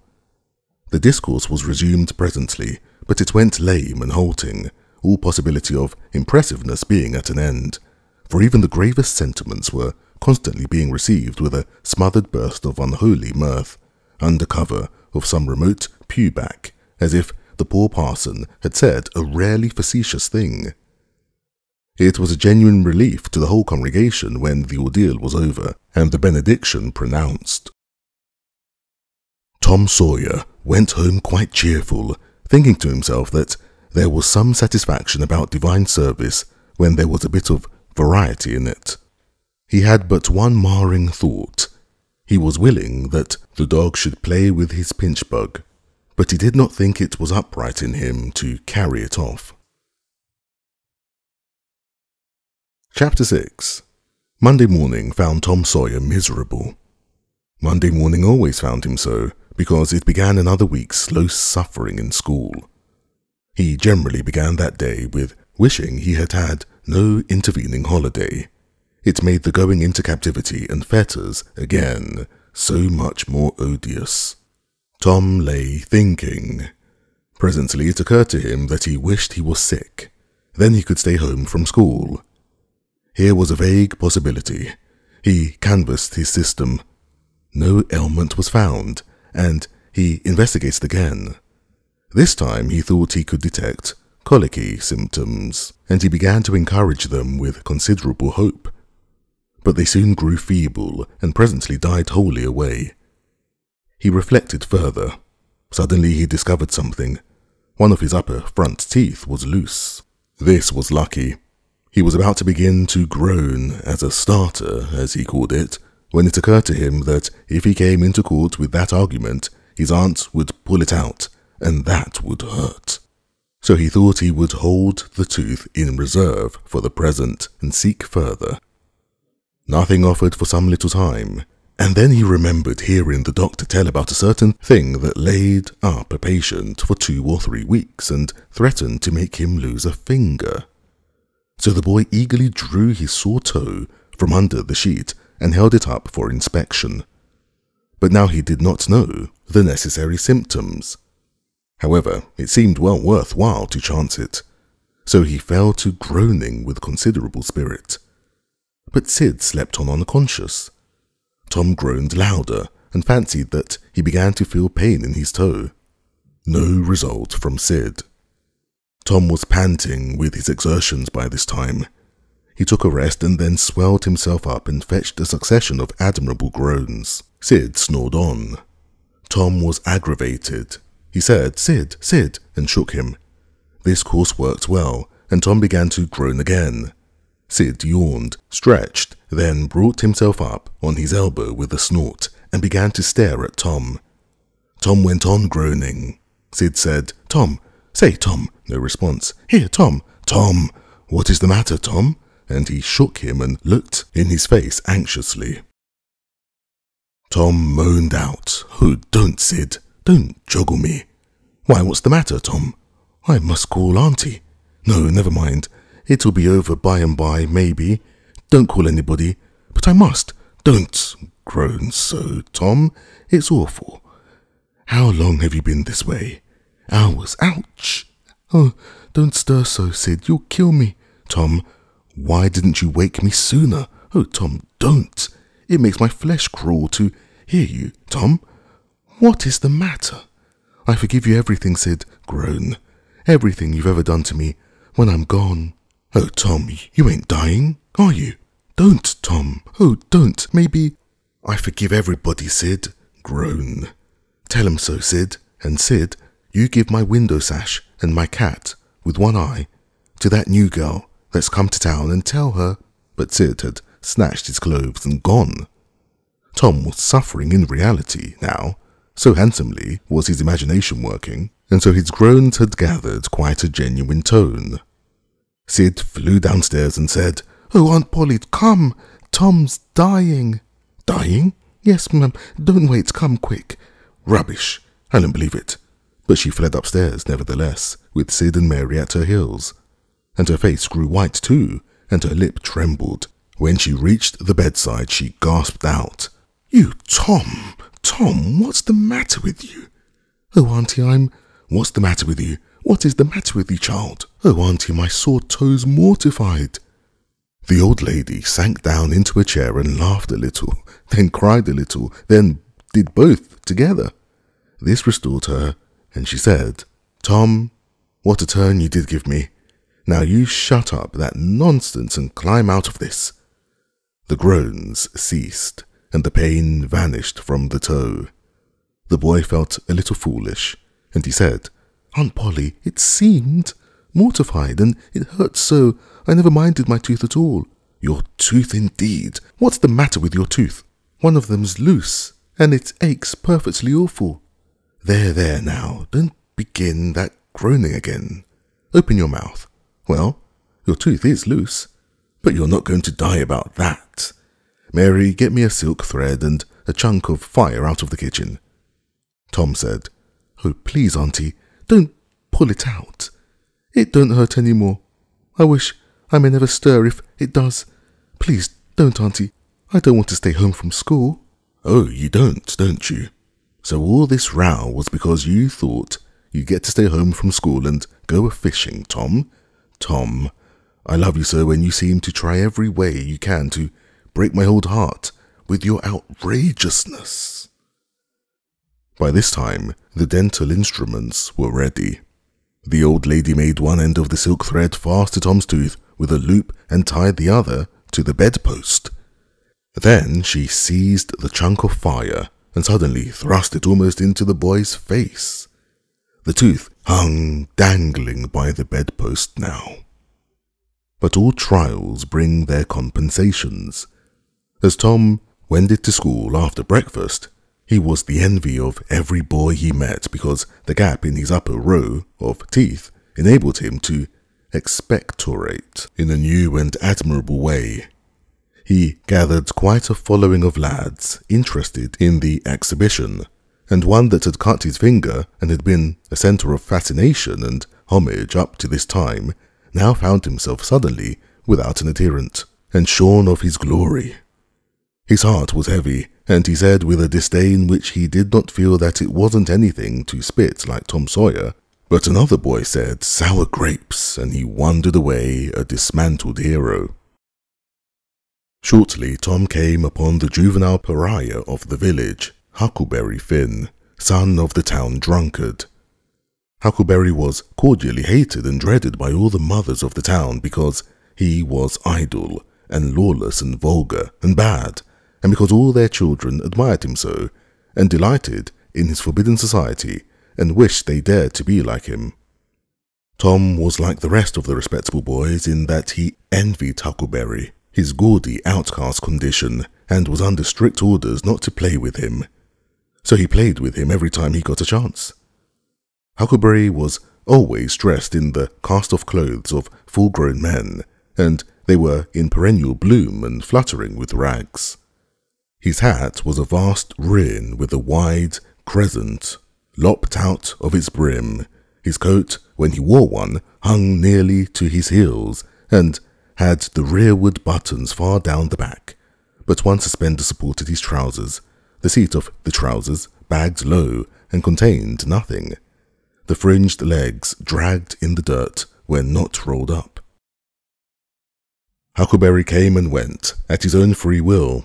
He slept on doorsteps in fine weather and in empty hogsheds in wet. He did not have to go to school or to church, or call any being master, or obey anybody. He could go fishing or swimming when and where he chose, and stay as long as it suited him. Nobody forbade him to fight. He could sit up as late as he pleased. He was always the first boy that went barefoot in the spring, and the last to resume leather in the fall. He never had to wash, nor put on clean clothes. He could swear wonderfully. In a word, everything that goes to make life precious, that boy had. So thought every harassed, hampered, respectable boy in St. Petersburg. Tom hailed the romantic outcast. "Hello, Huckleberry. Hello yourself, and see how you like it. What's that you got, dead cat? Let me see him, Huck. My, he's pretty stiff. Where'd you get him? Bought him off a boy. What'd you give?" "I give a blue ticket and a bladder that I got at the slaughterhouse." "Where'd you get the blue ticket?" "Bought it off Ben Rogers 2 weeks ago for a hoop stick." "Say, what's is dead cats good for, Huck?" "Good for? Cure warts with." "No, is that so? I know something that's better." "I bet you don't." "What is it?" "Why, spunk water." "Spunk water? I wouldn't give a darn for spunk water." "You wouldn't you? Do you ever try it?" "No, I ain't. But Bob Tanner did." "Who told you so?" "Why, he told Jeff Thatcher, and Jeff told Johnny Baker, and Johnny told Jim Hollis, and Jim told Ben Rogers, and Ben told a nigger, and the nigger told me. There now." "Well, what of it? They all lie. Leastways all but the nigger. I don't know him, but I never see a nigger that wouldn't lie." "Shucks. Now you tell me Bob Tanner done it, Huck? Why, he took and dipped his hand in a rotten stump where the rainwater was. In the daytime? Certainly. With his face to the stump? Yes. At least I reckon so. Did he say anything? I don't reckon he did. I don't know. Aha! Talk about trying to cure warts with spunk water, such a blame fool way as that. Why, that ain't going to do any good. You got to go all by yourself, to the middle of the woods, where, you know, there's a spunk water stump, and just as it's midnight, you back up against the stump and jam your hand in and say, barleycorn, Injun meal, shorts, spunk water, swallow these warts. And then walk away quick, 11 steps, with your eyes shut, and then turn around 3 times and walk home without speaking to anybody, because if you speak, the charm's busted. Well, that sounds like a good way, but that ain't the way Bob Tanner done. No, sir, you can't bet he did, because he's the wartiest boy in this town, and he wouldn't have a wart on him if he'd knowed how to work spunk water. I've took off thousands of warts off my hands that way, Huck. I play with frogs. So much that I've always got considerably many warts. Sometimes I take 'em off with a bean. Yes, bean's good. I've done that. Have you? What's your way?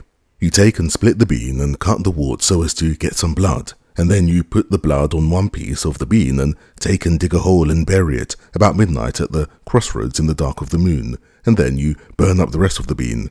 You see, that piece that's got the blood on it will keep drawing and drawing, trying to fetch the other piece to it, and so that helps the blood to draw the wart, and pretty soon, off she comes. Yes, that's it, Huck, that's it. Though when you're burying it, if you say, down bean, off wart, come no more to bother me, it's better. That's the way Joe Harper does, and he's been nearly to Coonville, and most everywheres. But say, how'd you cure 'em with dead cats? Why, you take your cat and go and get in the graveyard long about midnight when somebody that was wicked has been buried, and when it's midnight a devil will come, or maybe 2 or 3, but you can't see 'em. You can only hear something like the wind, or maybe hear 'em talk, and when they're taking that fellow away, you have your cat after 'em and say, devil, follow corpse, cat follow devil, warts follow cat, I'm done with you. That'll fetch any wart. Sounds right. Did you ever try it, Huck? No, but old Mother Hopkins told me. Well, I reckon it's so, then, because she says she's a witch. Say, why, Tom, I know she is. She witched Pup. Pup says so, his own self. He come along one day, and he sees she's a witching him. So he took up a rock, and if she hadn't dodged, he'd got her. Well, that very night he rolled off and shed water. He was a-laying drunk and broke his arm. Why, that's awful. How did he know she was a-witching him? Lord, Pap can tell easy. Pap says when they keep looking at you right steady, they're a-witching you. Especially if they mumble. Because when they mumble, they're saying the Lord's Prayer backwards. Say, Hucky, when you going to try the cat? Tonight, I reckon they'll come after old Hoss Williams tonight. But they buried him Saturday. Didn't they get him Saturday night? Why, how you talk. How could their charms work till midnight? And then it's Sunday. Devils don't slosh around much on a Sunday, I don't reckon. I never thought of that. That's so. Let me go with you. Of course, if you ain't afraid. Afraid? Ain't likely. Will you meow? Yes, and you meow back, if you get a chance. Last time you kept me a-meowing round till old Hayes went to throwing rocks at me and says, "Darn the cat," and so I have a brick through his window. But don't tell you. I won't. I couldn't meow that night because Auntie was watching me, but I'll meow this time. Say, what's that? Nothing but a tick. Where'd you get him? Out in the woods. What do you take him for? I don't know. I don't want to sell him. All right, it's a mighty small tick anyway. Oh, anybody can run a tick down that don't belong to them. I'm satisfied with it. It's a good enough tick for me. Sho, there's ticks aplenty. I could have 1,000 of them if I wanted to. Well, why don't you? Because you know mighty well you can't. This is a pretty early tick, I reckon. It's the first one I've seen this year. Say, Huck, I'll give you my tooth for him. Let's see it. Tom got out a bit of paper and carefully unrolled it. Huckleberry viewed it wistfully. The temptation was very strong. At last he said, Is it genuine? Tom lifted his lip and showed the vacancy. Well, all right, said Huckleberry. It's a trade. Tom enclosed the tick in the percussion cap box that had lately been Pinchbug's prison, and the boys separated, each feeling wealthier than before. When Tom reached the little isolated frame schoolhouse, he strode in briskly with the manner of one who had come with all honest speed. He hung his hat on a peg and flung himself into his seat with businesslike alacrity. The master, throned on high in his great splint-bottom armchair, was dozing, lulled by the drowsy hum of study. The interruption roused him. Thomas Sawyer. Tom knew that when his name was pronounced in full, it meant trouble. Sir, come up here. Now, sir, why are you late again, as usual? Tom was about to take refuge in a lie, when he saw two long tails of yellow hair hanging down a back that he recognized by the electric sympathy of love, and by that form was the only vacant place on the girls' side of the schoolhouse. He instantly said, I stopped to talk with Huckleberry Finn. The master's pulse stood still, and he stared helplessly. The buzz of study ceased. The pupils wondered if this foolhardy boy had lost his mind. The master said, You did what? Stop to talk with Huckleberry Finn? There was no mistaking his words. Tom Sawyer, this is the most astounding confession I have ever listened to. No mere ferule will answer for this offence. Take off your jacket. The master's arm performed until it was tired and the stock of switches notably diminished. Then the order followed.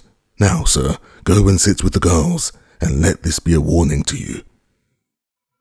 The titter that rippled around the room appeared to abash the boy, but in reality that result was caused rather more by his worshipful awe of his unknown idol and the dread of pleasure that lay in his high good fortune. He sat down upon the end of the pine bench, and the girl hitched herself away from him with a toss of her head. Nudges and winks and whispers traversed the room, but Tom sat still, with his arms upon the long, low desk before him, and seemed to study his book. By and by, attention ceased from him, and the accustomed school murmur rose up upon the dull air once more. Presently the boy began to steal furtive glances at the girl. She observed it, made a mouth at him, and gave him the back of her head for the space of a minute. When she cautiously faced around again, a peach lay before her. She thrust it away. Tom gently put it back. She thrust it away again, but with less animosity. Tom patiently returned it to its place. Then she let it remain. Tom scrawled on his slate, Please take it, I got more. The girl glanced at his words, but made no sign. Now the boy began to draw something on the slate, hiding his work with his left hand. For a time the girl refused to notice, but her human curiosity presently began to manifest itself by hardly perceptible signs. The boy worked on, apparently unconscious. The girl made a sort of non-committal attempt to see, but the boy did not betray that he was aware of it. At last she gave in and hesitatingly whispered, Let me see it. Tom partly uncovered a dismal caricature of a house with two gable ends to it and a corkscrew of smoke issuing from the chimney. Then the girl's interest began to fasten itself upon the work, and she forgot everything else. When it was finished, she gazed a moment, then whispered, It's nice. Make a man. The artist erected a man in the front yard that resembled a derrick. He could have stepped over the house, but the girl was not hypercritical. She was satisfied with the monster and whispered, It's a beautiful man. Now, make me coming along. Tom drew an hourglass with a full moon and straw limbs to it, and armed the spreading fingers with a portentous fan. The girl said, It's ever so nice. I wish I could draw. It's easy, Tom whispered. I'll learn you. Oh, will you? When? At noon. Do you go home to dinner? I'll stay if you will. Good. That's a whack. What's your name? Becky Thatcher. What's yours? Oh, I know. It's Thomas Sawyer. That's the name they lick me by. I'm Tom when I'm good. You call me Tom, will you? Yes. Now Tom began to scrawl something on the slate, hiding the words from the girl, but she was not backward this time. She begged to see. Tom said, "Oh, it ain't anything." "Yes, it is." "No, it ain't. You don't want to see." "Yes, I do. Indeed I do. Please, let me." "You'll tell." "No, I won't. Deed and deed and double deed won't." "You won't tell anybody at all, ever, as long as you live?" "No, I won't ever tell anybody." "Now, let me." "Oh, you don't want to see."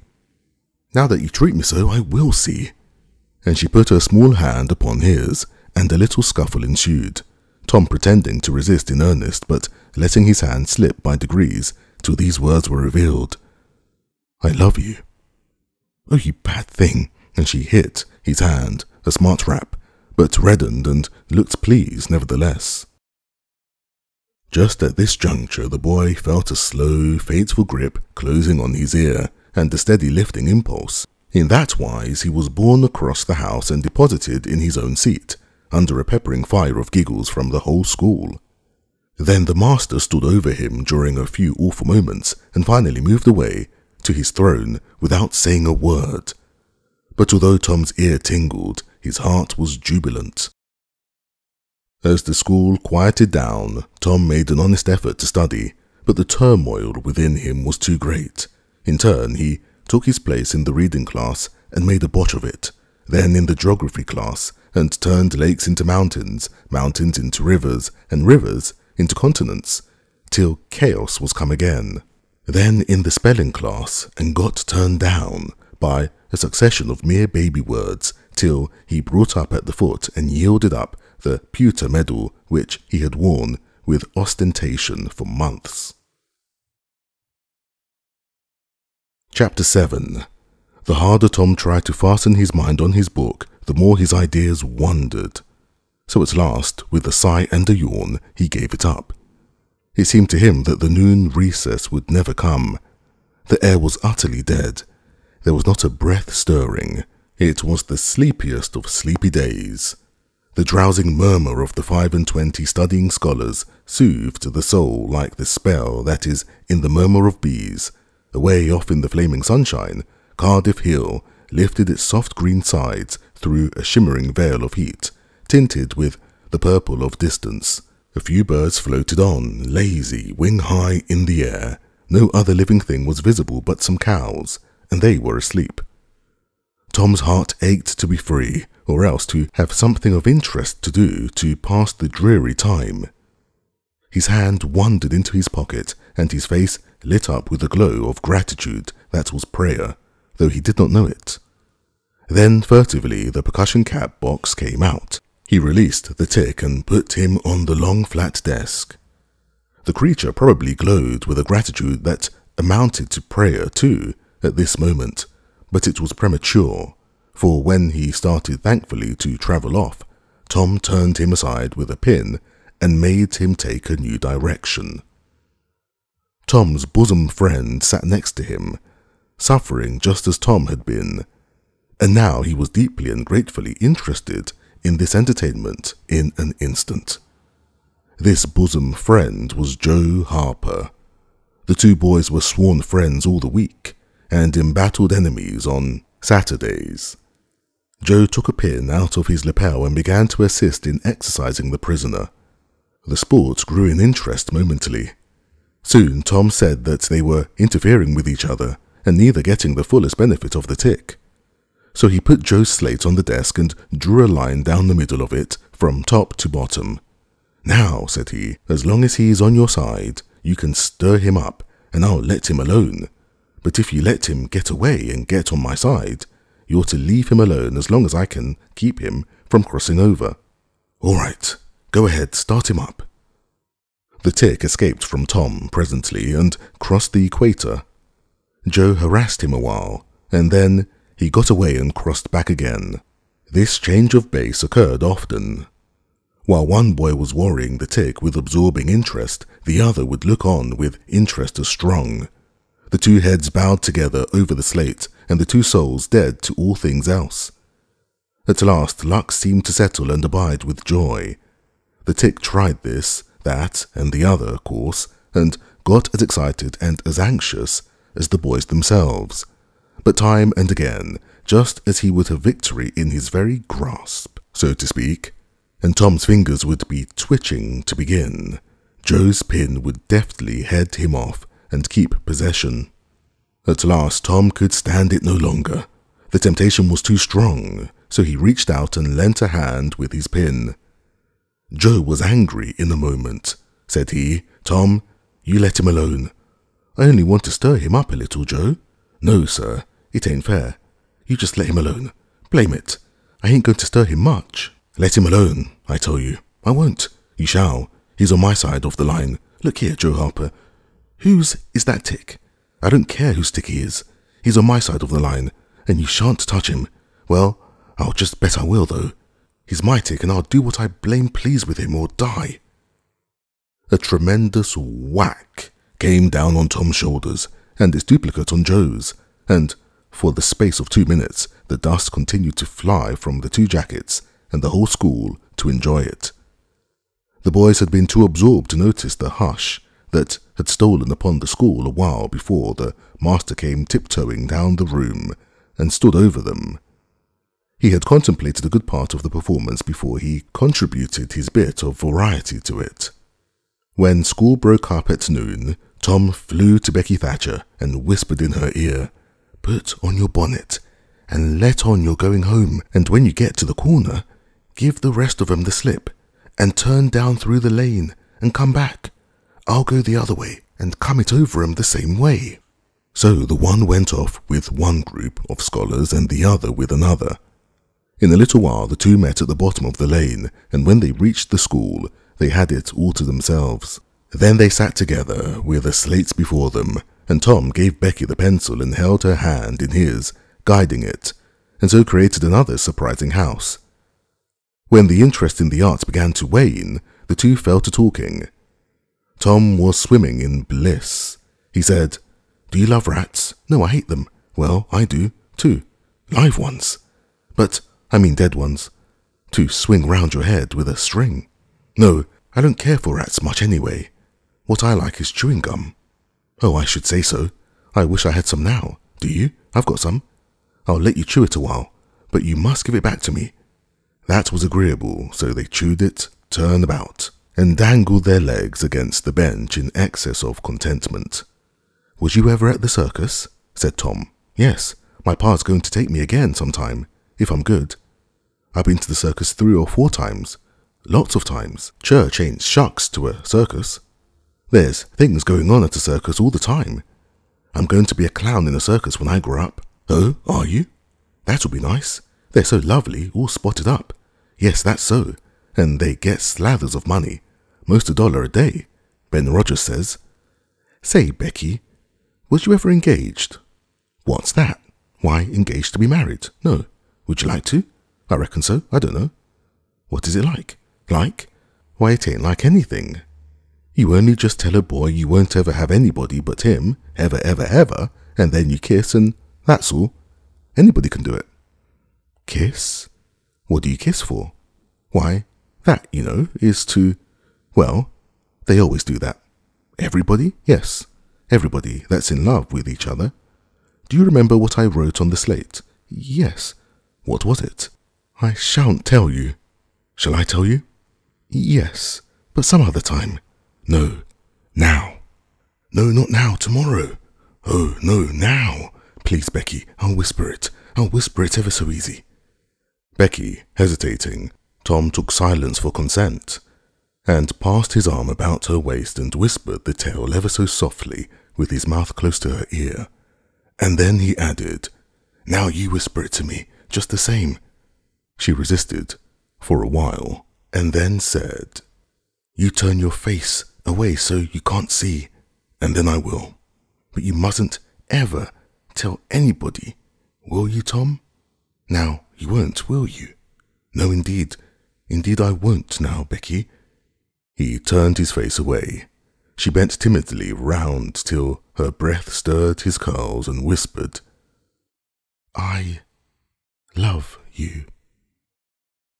Then she sprang away and ran around and around the desks and benches with Tom after her, and took refuge in a corner at last with her little white apron to her face. Tom clasped her about her neck and pleaded, "Now, Becky, it's all done. All over but the kiss. Don't you be afraid of that. It ain't anything at all. Please, Becky." And he tugged at her apron and the hands. By and by she gave up and let her hands drop. Her face, all glowing with the struggle, came up and submitted. Tom kissed the red lips and said, "Now it's all done, Becky. And always after this, you know, you ain't ever to love anybody but me. And you ain't ever to marry anybody but me. Ever, never, and forever. Will you?" "No, I'll never love anybody but you, Tom. And I'll never marry anybody but you. And you ain't to ever marry anybody but me either. Certainly, of course. That's part of it. And always coming to school or when we're going home, you're to walk with me when there ain't anybody looking, and you choose me and I choose you at parties because that's the way you do when you're engaged." "It's so nice. I never heard of it before." "Oh, it's ever so gay. Why, me and Amy Lawrence." The big eyes told Tom his blunder, and he stopped, confused. "Oh, Tom, then I ain't the first you've ever been engaged to." The child began to cry. Tom said, "Oh, don't cry, Becky. I don't care for her any more." "Yes, you do, Tom. You know you do." Tom tried to put his arm about her neck, but she pushed him away and turned her face to the wall and went on crying.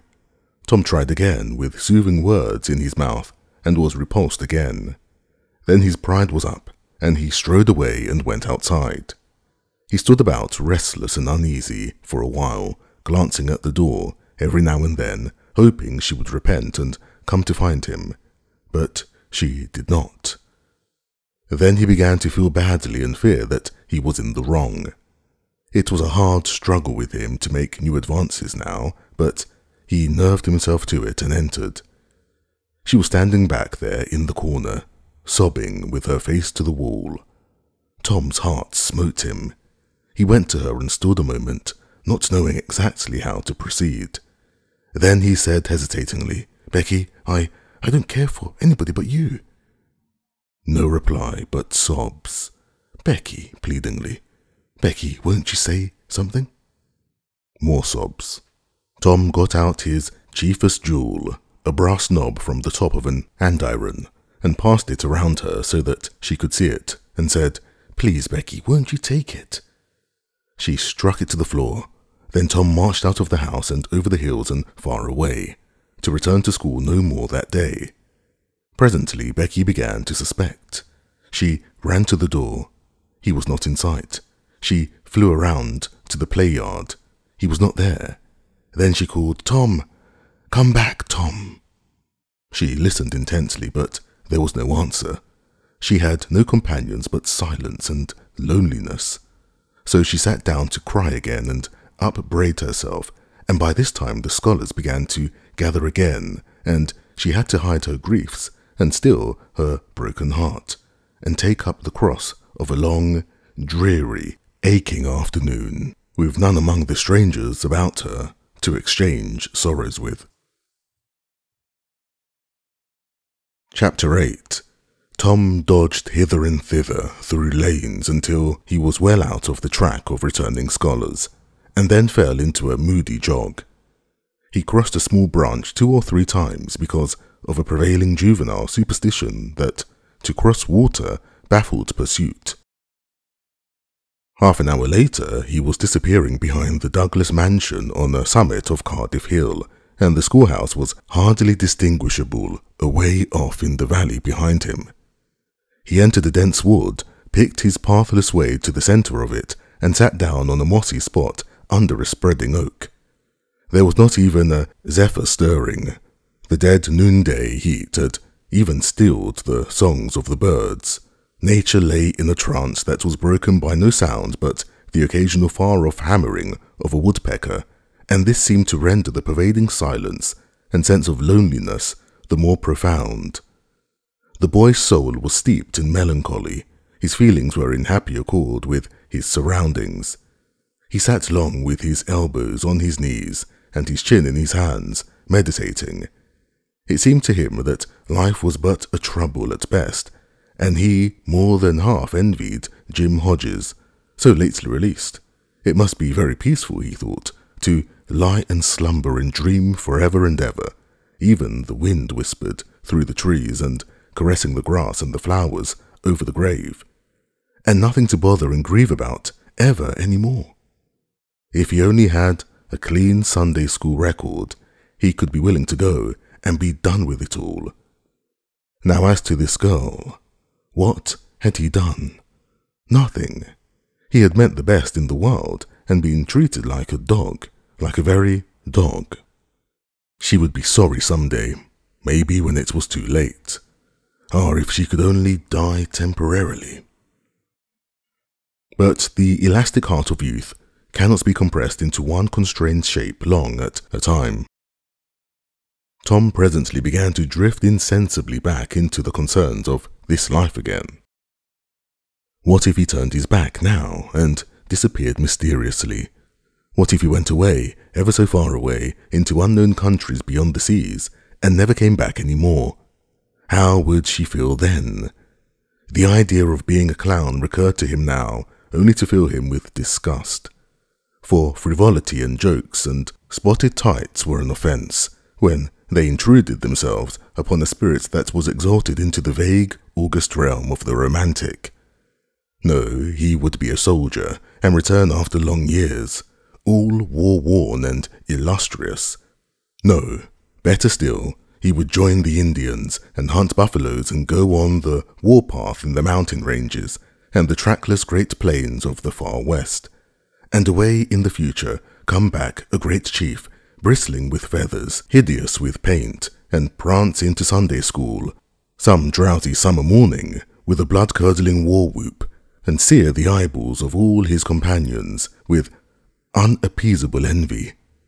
But no, there was something gaudier even than this. He would be a pirate. That was it. Now his future lay plain before him and glowing with unimaginable splendor. How his name would fill the world and make people shudder.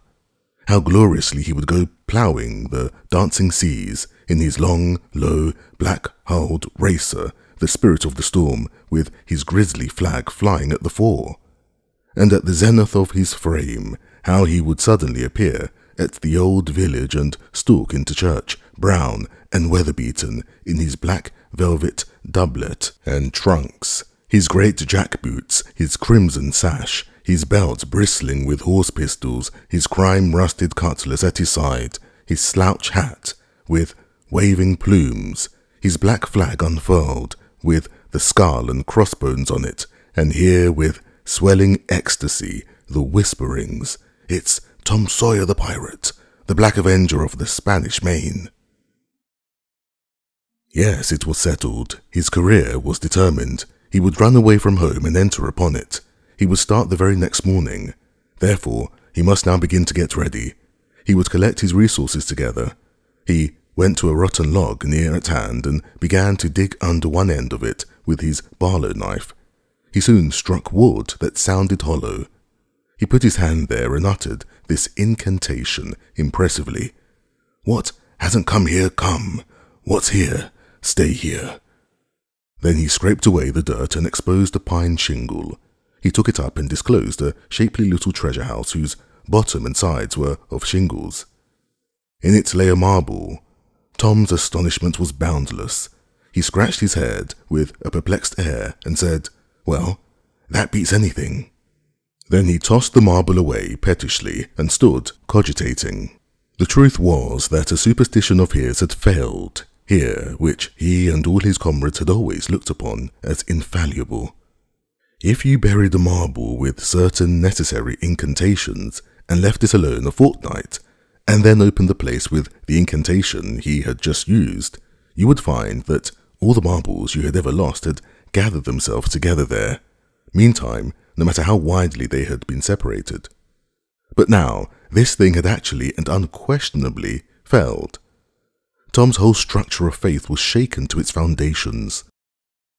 He had many a time heard of this thing succeeding, but never of its failing before.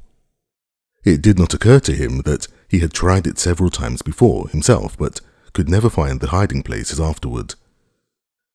He puzzled over the matter some time, and finally decided that some witch had interfered and broken the charm. He thought he would satisfy himself on that point, so he searched around till he found a small sandy pot with a little funnel-shaped depression in it. He laid himself down and put his mouth close to this depression and called, "Doodlebug, Doodlebug, tell me what I want to know. Doodlebug, Doodlebug, tell me what I want to know." The sand began to work, and presently a small black bug appeared for a second and then darted under again in a fright. "He doesn't tell. So it was a witch that done it. I just knowed it." He well knew the futility of trying to contend against witches, so he gave up discouraged. But it occurred to him that he might as well have the marble he had just thrown away, and therefore he went and made a patient search for it. But he could not find it. Now he went back to his treasure house and carefully placed himself just as he had been standing when he tossed the marble away. Then he took another marble from his pocket and tossed it in the same way, saying, "Brother, go find your brother." He watched where it stopped, and went there and looked. But it must have fallen short or gone too far, so he tried once more. The last repetition was successful. The two marbles lay within a foot of each other. Just then, the blast of a toy tin trumpet came faintly down the green aisle of the forest. Tom flung off his jacket and trousers, turned the suspender into a belt, raked away some brush behind the rotten log, disclosing a rude bow and arrow, a lathe sword and a tin trumpet, and in a moment had seized these things and bounded away, bare-legged, with fluttering shirt. He presently halted under a great elm, blew an answering blast, and then began to tiptoe and look warily out, this way and that. He said cautiously to an imaginary company, "Hold, my merry men, keep hid till I blow." Now appeared Joe Harper, as airily clad and elaborately armed as Tom. Tom called, "Hold! Who comes here into Sherwood Forest without my pass?" "Guy of Grisborne wants no man's pass. What art thou that dares to hold such language?" said Tom, prompting, for they talked by the book, from memory. "Who art thou that dares to hold such language? I indeed, I am Robin Hood, as thy caitiff carcass soon shall know." "Then art thou indeed that famous outlaw? Right gladly will I dispute with thee the passes of the merry wood. Have at thee." They took their lathe swords, dumped their other traps on the ground, struck a fencing attitude, foot to foot, and began a grave, careful combat, 2 up and 2 down. Presently Tom said, "Now, if you've got the hang of it, go it lively." So they went it lively, panting and perspiring with the work. By and by Tom shouted, "Fool, fool, why don't you fall?" "I shan't." "Why don't you fall yourself? You're getting the worst of it." "Why, that ain't anything, I can't fall." "That ain't the way it is in this book." The book says, then with one backhanded stroke he slew poor Guy of Grisborne. "You're to turn around and let me hit you in the back." There was no getting around the authorities, so Joe turned, received the whack, and fell. "Now," said Joe, getting up, "you got to let me kill you." "That's fair." "Why, I can't do that. It ain't in the book." "Well, it's blamed mean, that's all." "Well, say, Joe, you can be Friar Tuck or Much the miller's son, and lamb me with a quarter-staff, or I'll be the Sheriff of Nottingham and you be Robin Hood a little while, and kill me." This was satisfactory, and so these adventures were carried out. Then Tom became Robin Hood again, and was allowed by the treacherous nun to bleed his strength away through his neglected wound.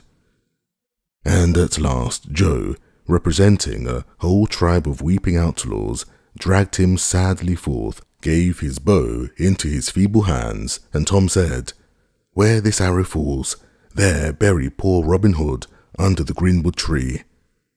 Then he shot the arrow and fell back and would have died, but he lit on a nettle and sprang up too gaily for a corpse.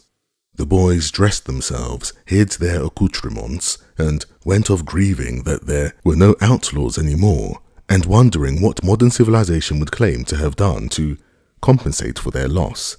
They said they would rather be outlaws a year in Sherwood Forest than President of the United States forever.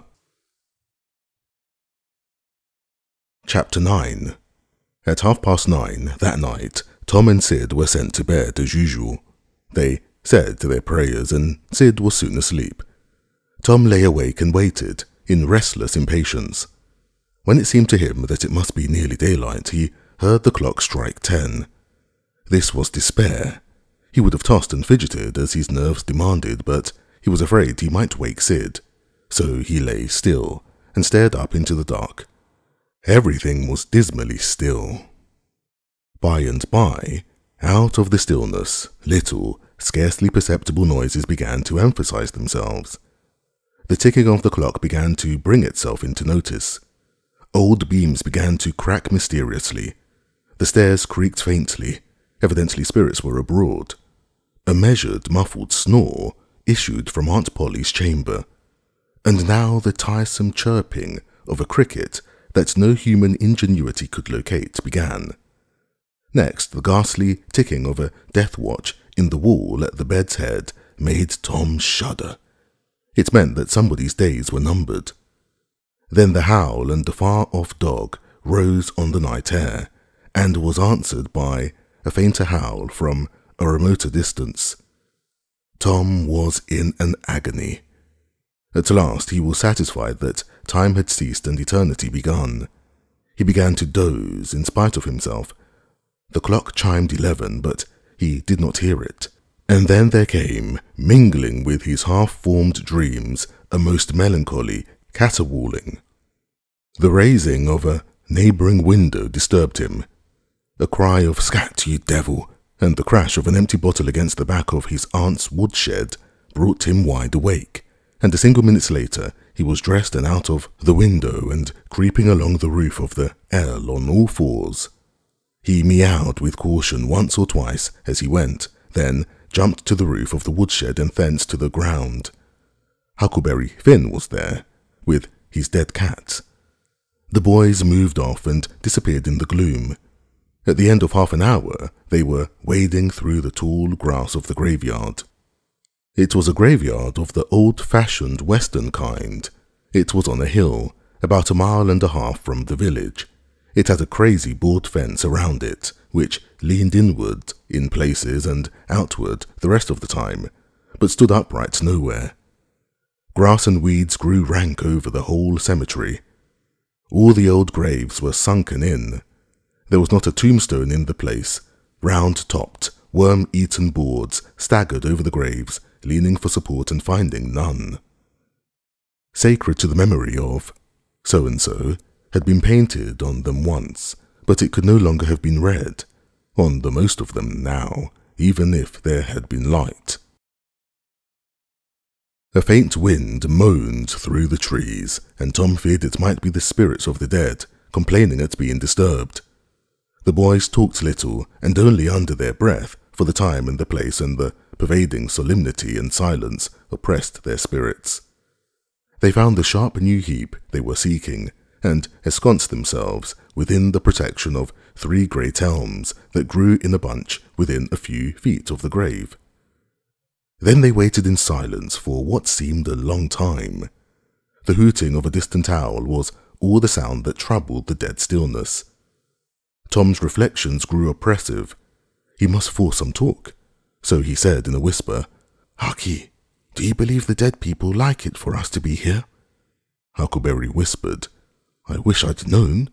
It's awful solemn like, ain't it? I bet it is." There was a considerable pause, while the boys canvassed this matter inwardly. Then Tom whispered, "Say, Hucky, do you reckon Hoss Williams hears us talking?" "Of course he does. Least, his spirit does." Tom, after a pause, "I wish I'd said Mr. Williams, but I never meant any harm. Everybody calls him Hoss. A body can't be too particular how they talk about these your dead people, Tom." This was a damper, and conversation died again. Presently Tom seized his comrade's arm and said, "Shh! What is it, Tom?" And the two clung together with beating hearts. "Shh! There it is again. Didn't you hear it? Aye, there. Now you hear it. Lord, Tom, they're coming. They're coming, sure. What'll we do? I don't know. Think they'll see us? Oh, Tom, they can see in the dark, same as cats. I wish I hadn't come. Oh, don't be afraid. I don't believe they'll bother us. We ain't doing any harm. If we keep perfectly still, maybe they won't notice us at all. I'll try to, Tom, but Lord, I'm all of a shiver. Listen." The boys bent their heads together and scarcely breathed. A muffled sound of voices floated up from the far end of the graveyard. "Look, see there?" whispered Tom. "What is it?" "It's devil fire. Oh, Tom, this is awful." Some vague figures approached through the gloom, swinging an old-fashioned tin lantern that freckled the ground with innumerable little spangles of light. Presently, Huckleberry whispered with a shudder, "It's the devil, sure enough. 3 of 'em. Lordy, Tom, we're goners. Can you pray?" "I'll try, but don't you be afraid. They ain't going to hurt us. Now I lay me down to sleep, Shh! What is it, Huck?" "They're humans. One of 'em is anyway. One of 'em's old Muff Porter's voice." "No, 'tain't so, is it?" "I bet I know it. Don't you stir nor budge. He ain't sharp enough to notice us. Drunk, the same as usual, likely. Blamed old Rip. All right, I'll keep still. Now they're stuck. Can't find it. Here they come again. Now they're hot. Cold again. Hot again. Red hot. They've pointed right this time. Say, Huck, I know another of them voices. It's Injun Joe." "That's so. That murdering half-breed. I'd rather they was devils a dern sight. What can they be up to?" The whisper died wholly out now, for the 3 men had reached the grave and stood within a few feet of the boy's hiding place. "Here it is," said the third voice, and the owner of it held the lantern up and revealed the face of young Dr. Robinson. Potter and Injun Joe were carrying a hand barrow with a rope and a couple of shovels on it. They cast down their load and began to open the grave. The doctor put the lantern at the head of the grave and came and sat down with his back against one of the elm trees. He was so close, the boys could have touched him. "Hurry, men," he said in a low voice. "The moon might come out at any moment." They growled a response and went on digging. For some of them there was no noise but the grating sound of the spades discharging their freight of mould and gravel. It was very monotonous. Finally, a spade struck upon the coffin with a dull woody accent, and within another minute or two the men had hoisted it out on the ground. They pried off the lid with their shovels, got out the body and dumped it rudely on the ground. The moon drifted from behind the clouds and exposed the pallid face. The barrow was got ready and the corpse placed on it, covered with a blanket, and bound to its place with the rope. Potter took out a large spring knife and cut off the dangling end of the rope and then said, "Now the cussed thing's ready. Sawbones, and you're just out with another 5, or here she stays." "That's the talk," said Injun Joe. "Look here, what does this mean?" said the doctor. "You required your pay in advance and I've paid you." "Yes, and you've done more than that," said Injun Joe, approaching the doctor, who was now standing. 5 years ago you drove me away from your father's kitchen one night when I came to ask for something to eat, and you said I weren't there for any good, and when I swore I'd get even with you if it took 100 years, your father had me jailed for a vagrant. Did you think I'd forget? The Injun blood ain't in me for nothing, and now I've got you, and you got to settle, you know." He was threatening the doctor, with his fist in his face by this time. The doctor struck out suddenly and stretched the ruffian on the ground. Potter dropped his knife and exclaimed, "Here now, don't you hit my pard," and the next moment he had grappled with the doctor, and the two were struggling with might and main, trampling the grass and tearing the ground with their heels. Injun Joe sprang to his feet, his eyes flaming with passion, snatched up Potter's knife and went creeping, cat-like, and stooping, round and round about the combatants, seeking an opportunity. All at once the doctor flung himself free, seized the heavy headboard of William's grave and felled Potter to the earth with it, and in the same instant the half-breed saw his chance and drove the knife to the hilt of the young man's breast. He reeled and fell partly upon Potter, flooding him with his blood, and in the same moment the clouds blotted out the dreadful spectacle and the two frightened boys went speeding away in the dark. Presently, when the moon emerged again, Injun Joe was standing over the two forms, contemplating them. The doctor murmured inarticulately, gave a long gasp or two, and was still. The half-breed muttered, "That score is settled, damn you!" Then he rubbed the body, after which he put the fatal knife in Potter's open right hand, and sat down on the dismantled coffin. 3, 4, 5 minutes passed, and then Potter began to stir and moan. His hand closed upon the knife. He raised it, glanced at it, and let it fall with a shudder. Then he sat up, pushing the body from him, and gazed at it, and then around him confusedly. His eyes met Joe's. "Lord, how is this, Joe?" he said. "It's a dirty business," said Joe, without moving. "What did you do it for?" I never done it. Look here, that kind of talk won't wash." Potter trembled and grew white. "I thought I got sober. I had no business to drink tonight, but it's in my head yet, worse than when we started here. I'm all in the muddle, can't recollect anything of it, hardly. Tell me, Joe, honest, now, old fella, did I do it?" "Joe, I never meant to. 'Pon my soul and honour, I never meant to, Joe. Tell me how it was, Joe. Oh, it's awful. And him so young and promising." "Why, you two were scuffling, and he fetched you one with the headboard, and you fell flat, and then up you come, all reeling and staggering like, and snatching the knife and jammed it into him, just as he fetched you another awful clip, and here you've laid, as dead as the wedge till now." "Oh, I didn't know what I was doing. I wish I may die this minute if I did. It was all on account of the whiskey and the excitement, I reckon. I never used a weapon in my life, Joe. I fought, but never with weapons. They'll all say that. Joe, don't tell. Say you won't tell, Joe. That's a good fella. I always liked you, Joe, and stood up for you too. Don't you remember? You won't tell, will you, Joe?" And the poor creature dropped on his knees before the stolid murderer and clasped his appealing hands. "No, you've always been fair and square with me, Muff Porter, and I won't go back on you. There now, that's as fair as a man can say. Oh, Joe, you're an angel.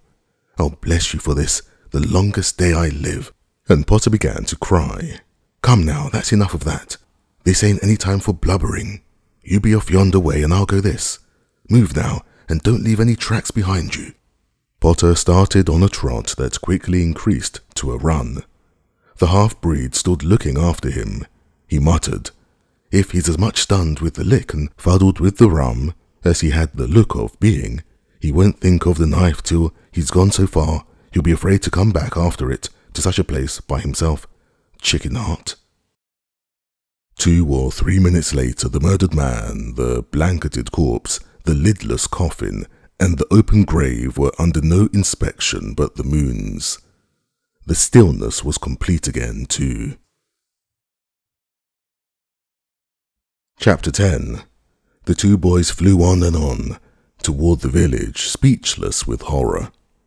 They glanced backward, over their shoulders from time to time, apprehensively, as if they feared they might be followed. Every stump that started up in their path seemed a man and an enemy, and made them catch their breath. And as they sped by some outlying cottages that lay near the village, the barking of the aroused watchdogs seemed to give wings to their feet. "If we can only get to the old tannery before we break down," whispered Tom, in short catches between breaths. "I can't stand it much longer." Huckleberry's hard pantings were his only reply, and the boys fixed their eyes on the goal of their hopes, and bent to their work to win it. They gained steadily on it, and at last, breast to breast, they burst through the open door and fell grateful and exhausted in the sheltering shadows beyond. By and by their pulses slowed down, and Tom whispered, "Huckleberry, What do you reckon will come of this? If Dr. Robinson dies, I reckon hanging will come of it. Do you, though? Why, I know it, Tom. Tom thought a while. Then he said, Who will tell? We? What are you talking about? Suppose something happened and Injun Joe didn't hang. Why, he'd kill us some time or other, just as dead sure as we're a-laying here. That's just what I was thinking to myself, Huck.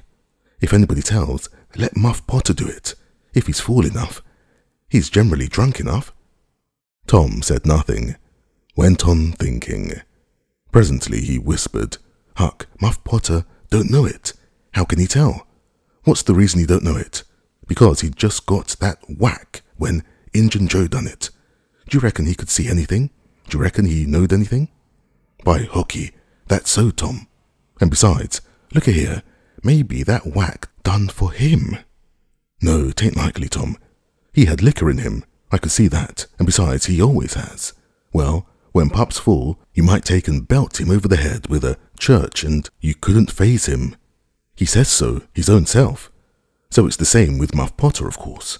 But if a man was dead sober, I reckon maybe that whack might fetch him. I dunno. After another reflective silence, Tom said, Hucky, you sure you can keep Mum? Tom, we got to keep Mum. You know that.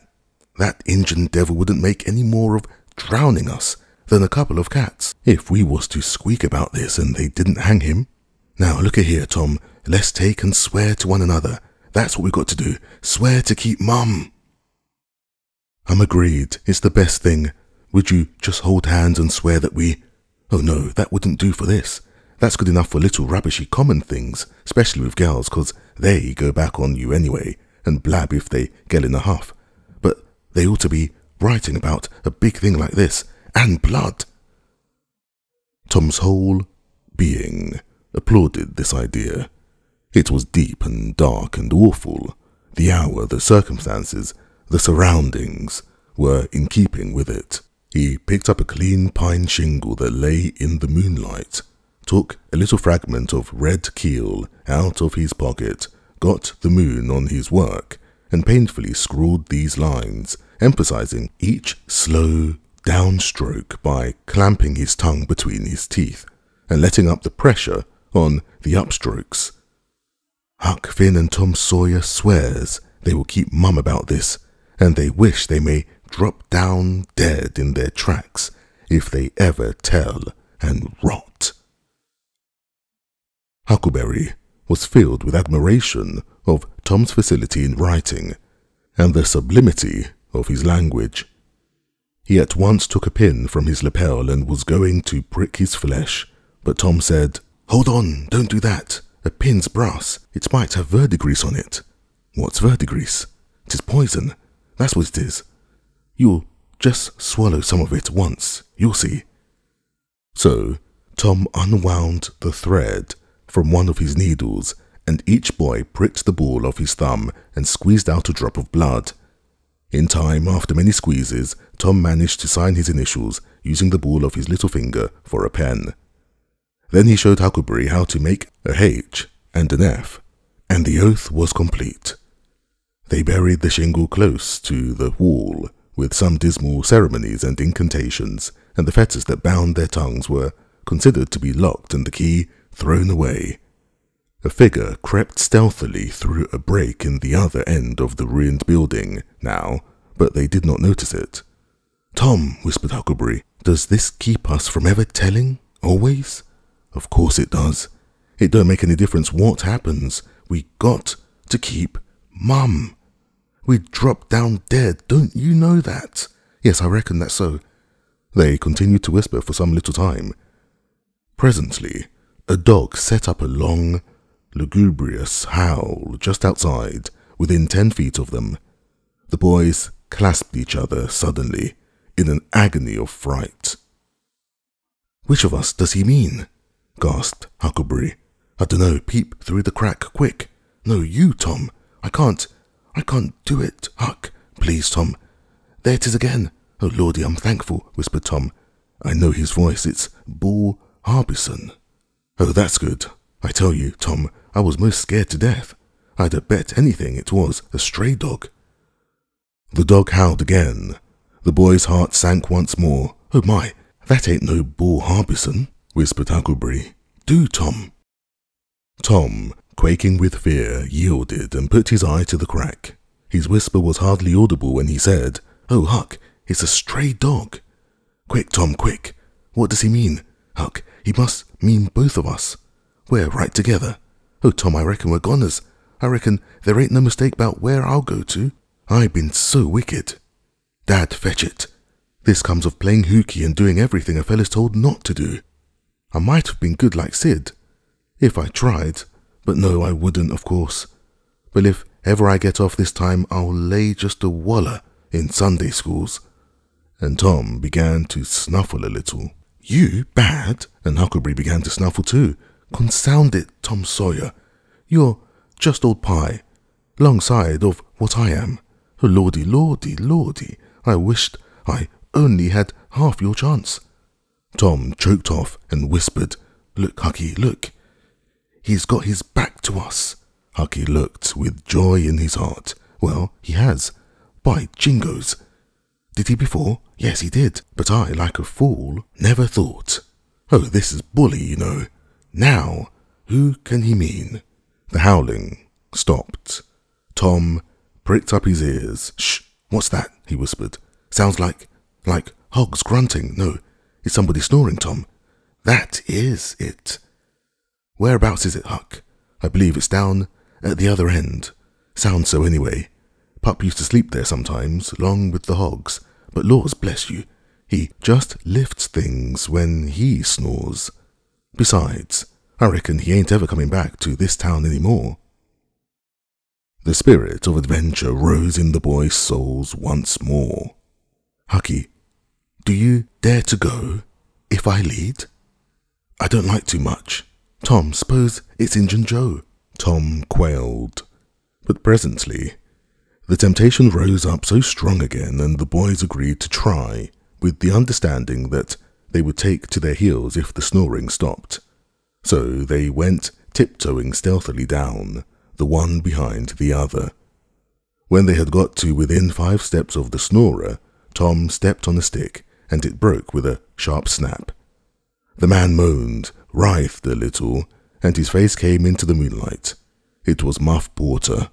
The boys' hearts had stood still, and their hopes too, when the man moved, but their fears passed away now. They tiptoed out through the broken weather boarding and stopped at a little distance to exchange a parting word. That long, lugubrious howl rose on the night's air again. They turned and saw the strange dog standing within a few feet of where Potter was lying, and facing Potter, with his nose pointing heavenward. Oh, Jiminy, it's him! Exclaimed both boys in a breath. Say, Tom, they say a stray dog come howling round Johnny Miller's house about midnight, as much as 2 weeks ago, and a whipple will come in, and lit on the banisters and sung the very same evening, and there ain't anybody dead there yet. Well, I know that, and suppose there ain't. Didn't Gracie Miller fall in the kitchen fire and burn herself terribly the very next Saturday? Yes, but she ain't dead. And what's more, she's getting better too. All right, you wait and see. She's a goner, just as dead sure as Muff Potter's a goner. That's what the niggers say, and they know all about these kind of things, Huck. Then they separated, cogitating. When Tom crept in at his bedroom window, the night was almost spent. He undressed with excessive caution and fell asleep congratulating himself that nobody knew of his escapade.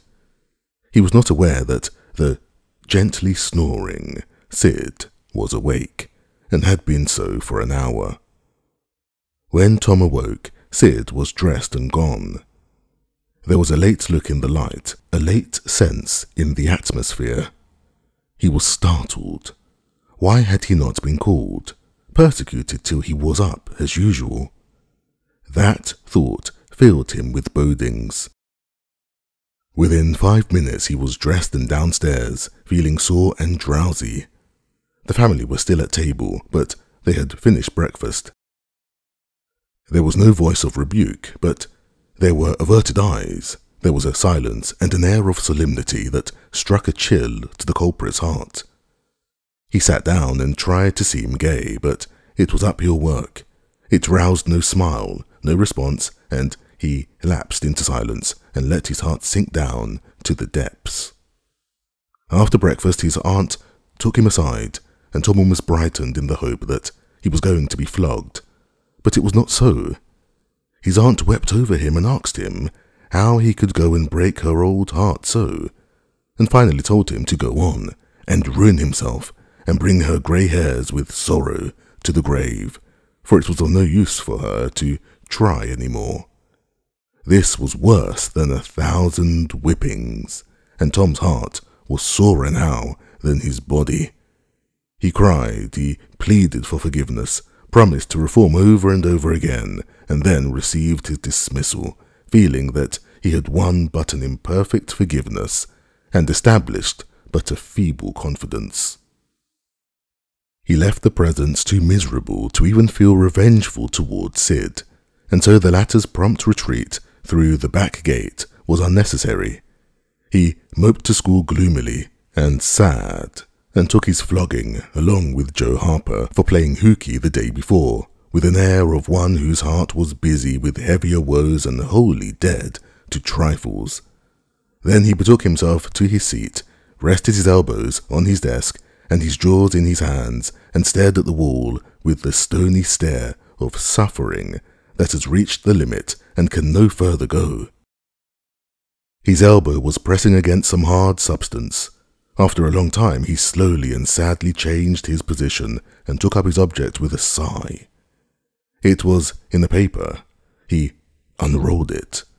A long, lingering, colossal sigh followed, and his heart broke. It was his brass and iron knob.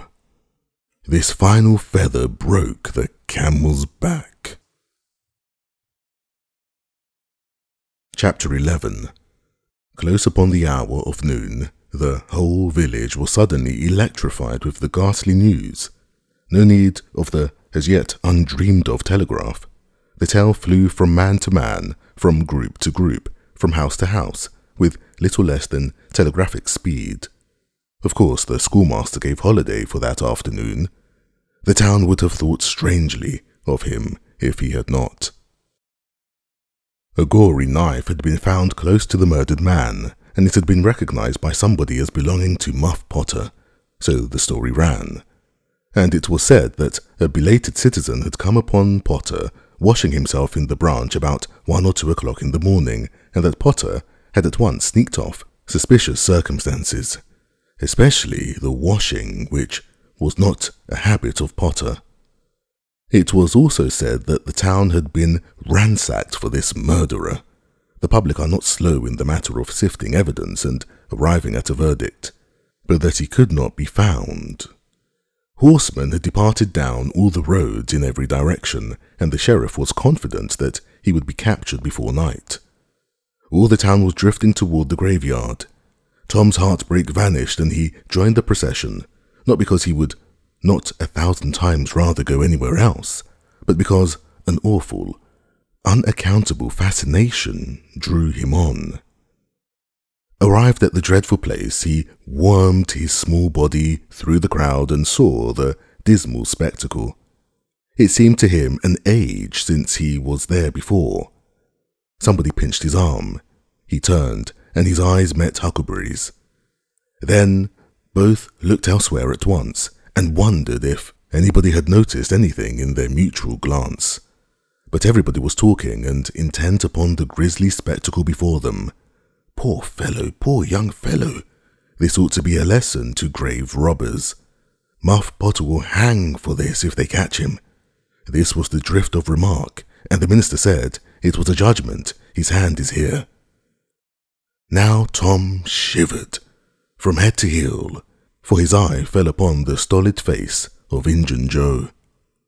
At this moment, the crowd began to sway and struggle, and voices shouted, "It's him! It's him! He's coming himself!" "Who? Who?" from 20 voices. "Muff Potter." Hello, he stopped. Look out, he's turning. Don't let him get away. People in the branches of the trees over Tom's head said he wasn't trying to get away. He only looked doubtful and perplexed. Infernal impudence, said a bystander. Wanted to come and take a quiet look at his work, I reckon. Didn't expect any company. The crowd fell apart now, and the sheriff came through, ostentatiously leading Potter by the arm. The poor fellow's face was haggard, and his eyes showed the fear that was upon him. When he stood before the murdered man, he shook as with a palsy, and he put his face in his hands and burst into tears. "I didn't do it, friends," he sobbed. "Upon my word and honor, I never done it." "Who's accused you?" shouted a voice. This shot seemed to carry home. Potter lifted his face and looked round him with a pathetic hopelessness in his eyes.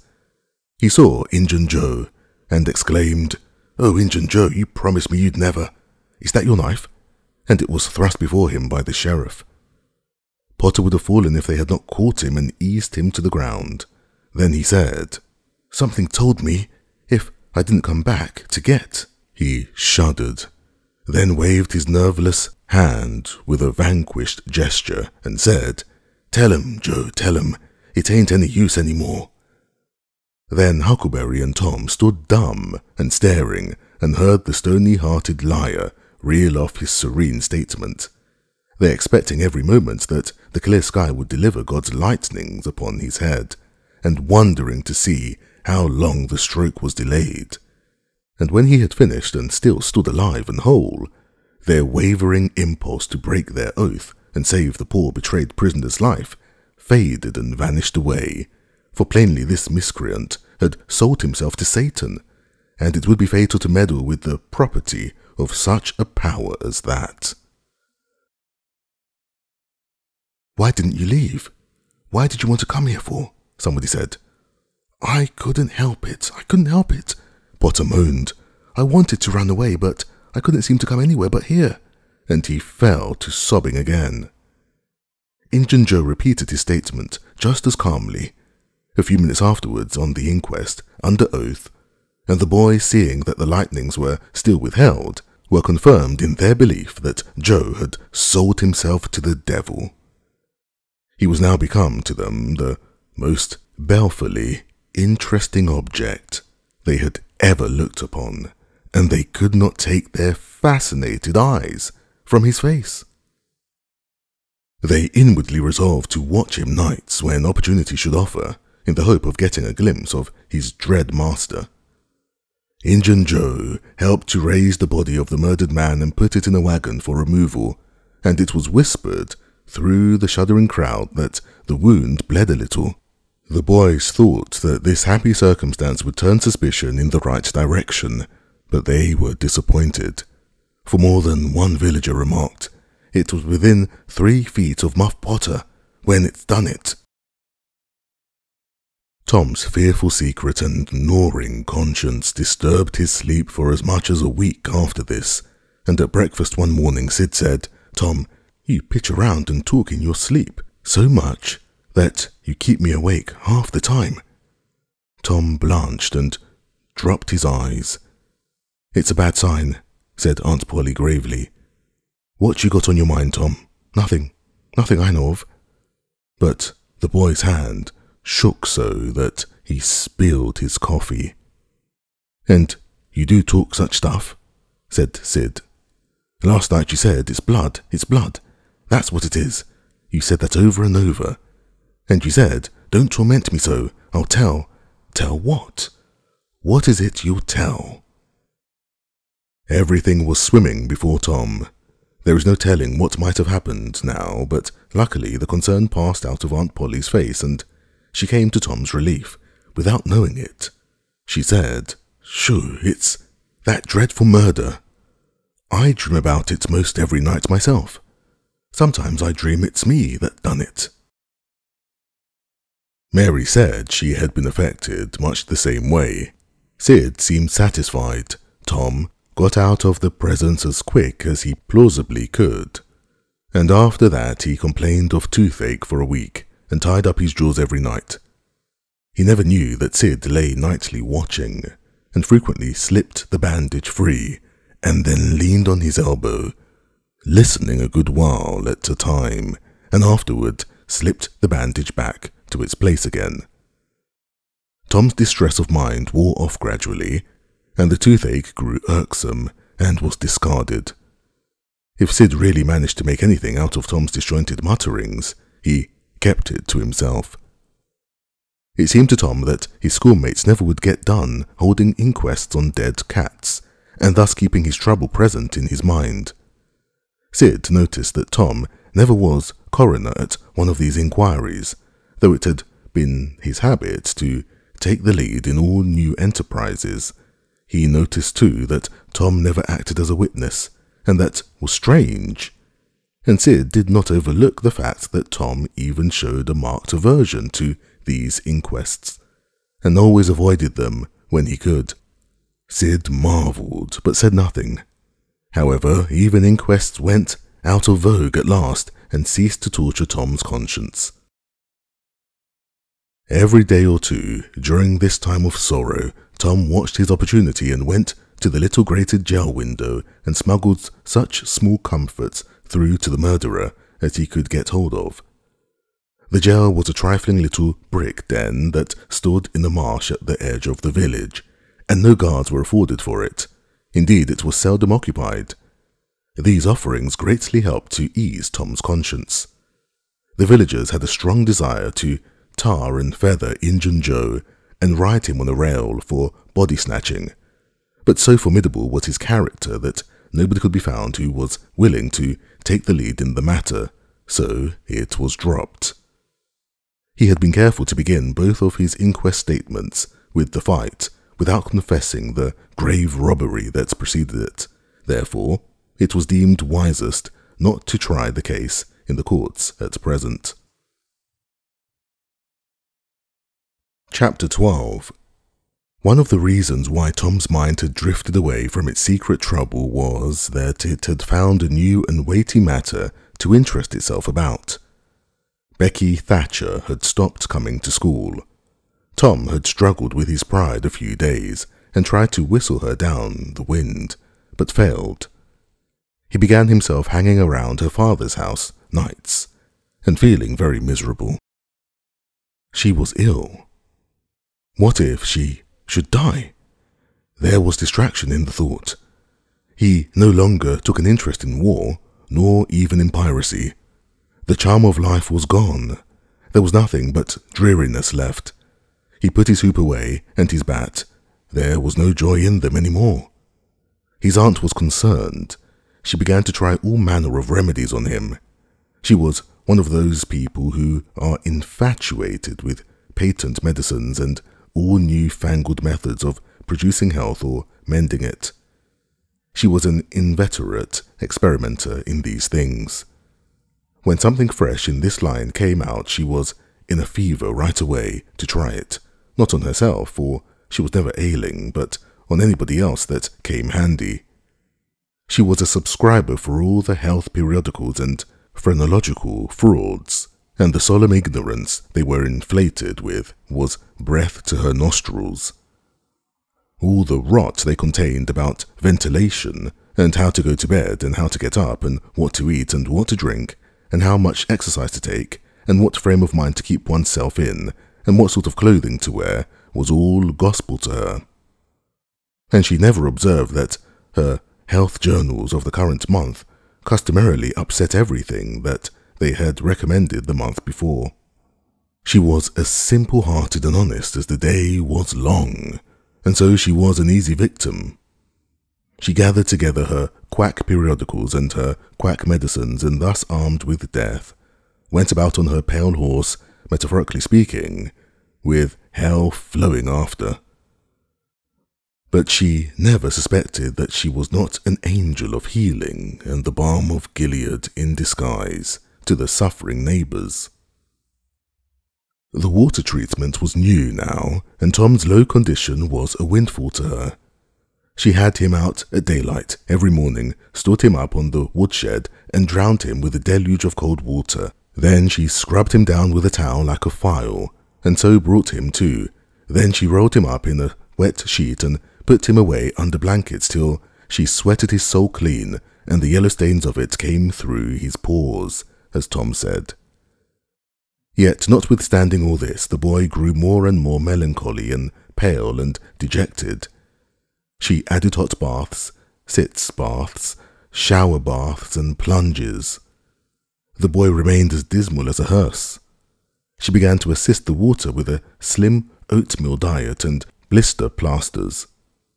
She calculated his capacity as she would a jug's, and filled him up every day with quack cure-alls. Tom had become indifferent to persecution by this time. This phase filled the old lady's heart with consternation. This indifference must be broken up at any cost. Now she heard of painkiller for the first time. She ordered a lot at once. She tasted it and was filled with gratitude. It was simply fire in a liquid form. She dropped the water treatment and everything else, and pinned her faith to painkiller. She gave Tom a teaspoonful and watched with the deepest anxiety for the result. Her troubles were instantly at rest, her soul at peace again, for the indifference was broken up. The boy could not have shown a wilder, heartier interest if he had built a fire under him. Tom felt that it was time to wake up. This sort of life might be romantic enough in his blighted condition, but it was getting to have too little sentiment and too much distracting variety about it. So he thought over various plans for relief, and finally hit upon that of professing to be fond of painkiller. He asked for it so often that he became a nuisance, and his aunt ended by telling him to help himself and quit bothering her.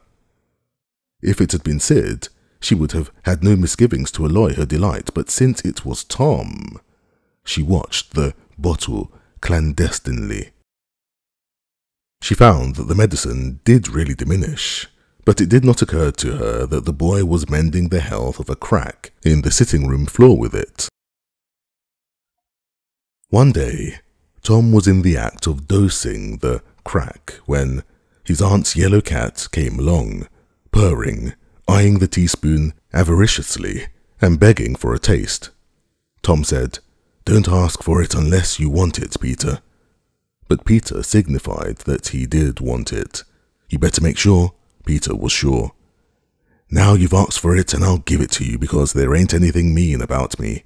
But if you find you don't like it, you mustn't blame anybody but your own self." Peter was agreeable.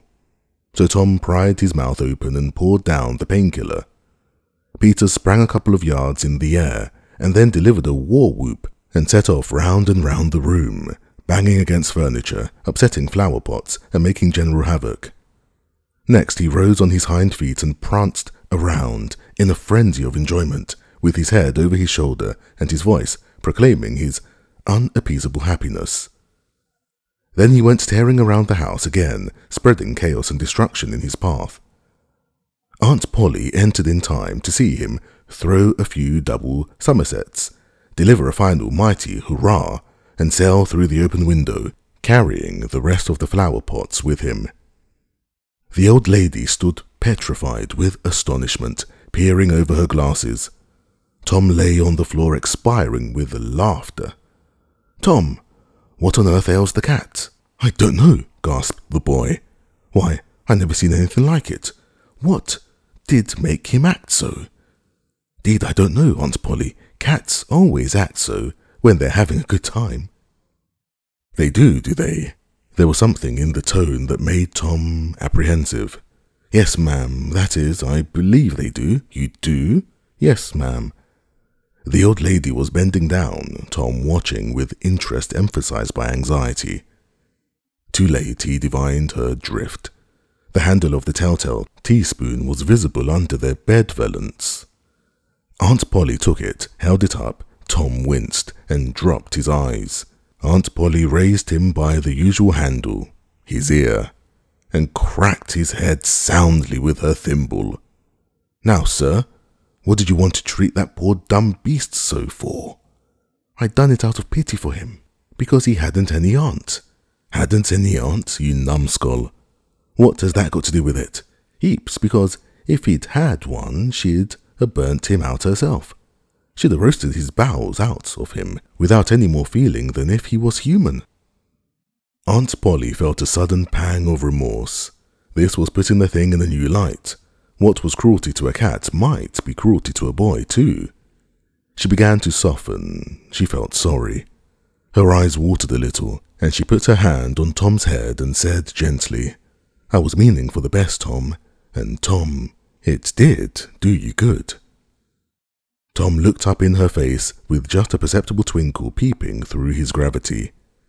"I know you was meaning for the best, Auntie, and so was I with Peter. It done him good, too. I never see him get around so since. Oh, go, long with you, Tom, before you aggravate me again, and you try to see if you can't be a good boy for once, and you needn't take any more medicine." Tom reached school ahead of time. It was noticed that this strange thing had been occurring every day latterly, and now, as usual of late, he hung about the gate of the schoolyard instead of playing with his comrades. He was sick, he said, and he looked it.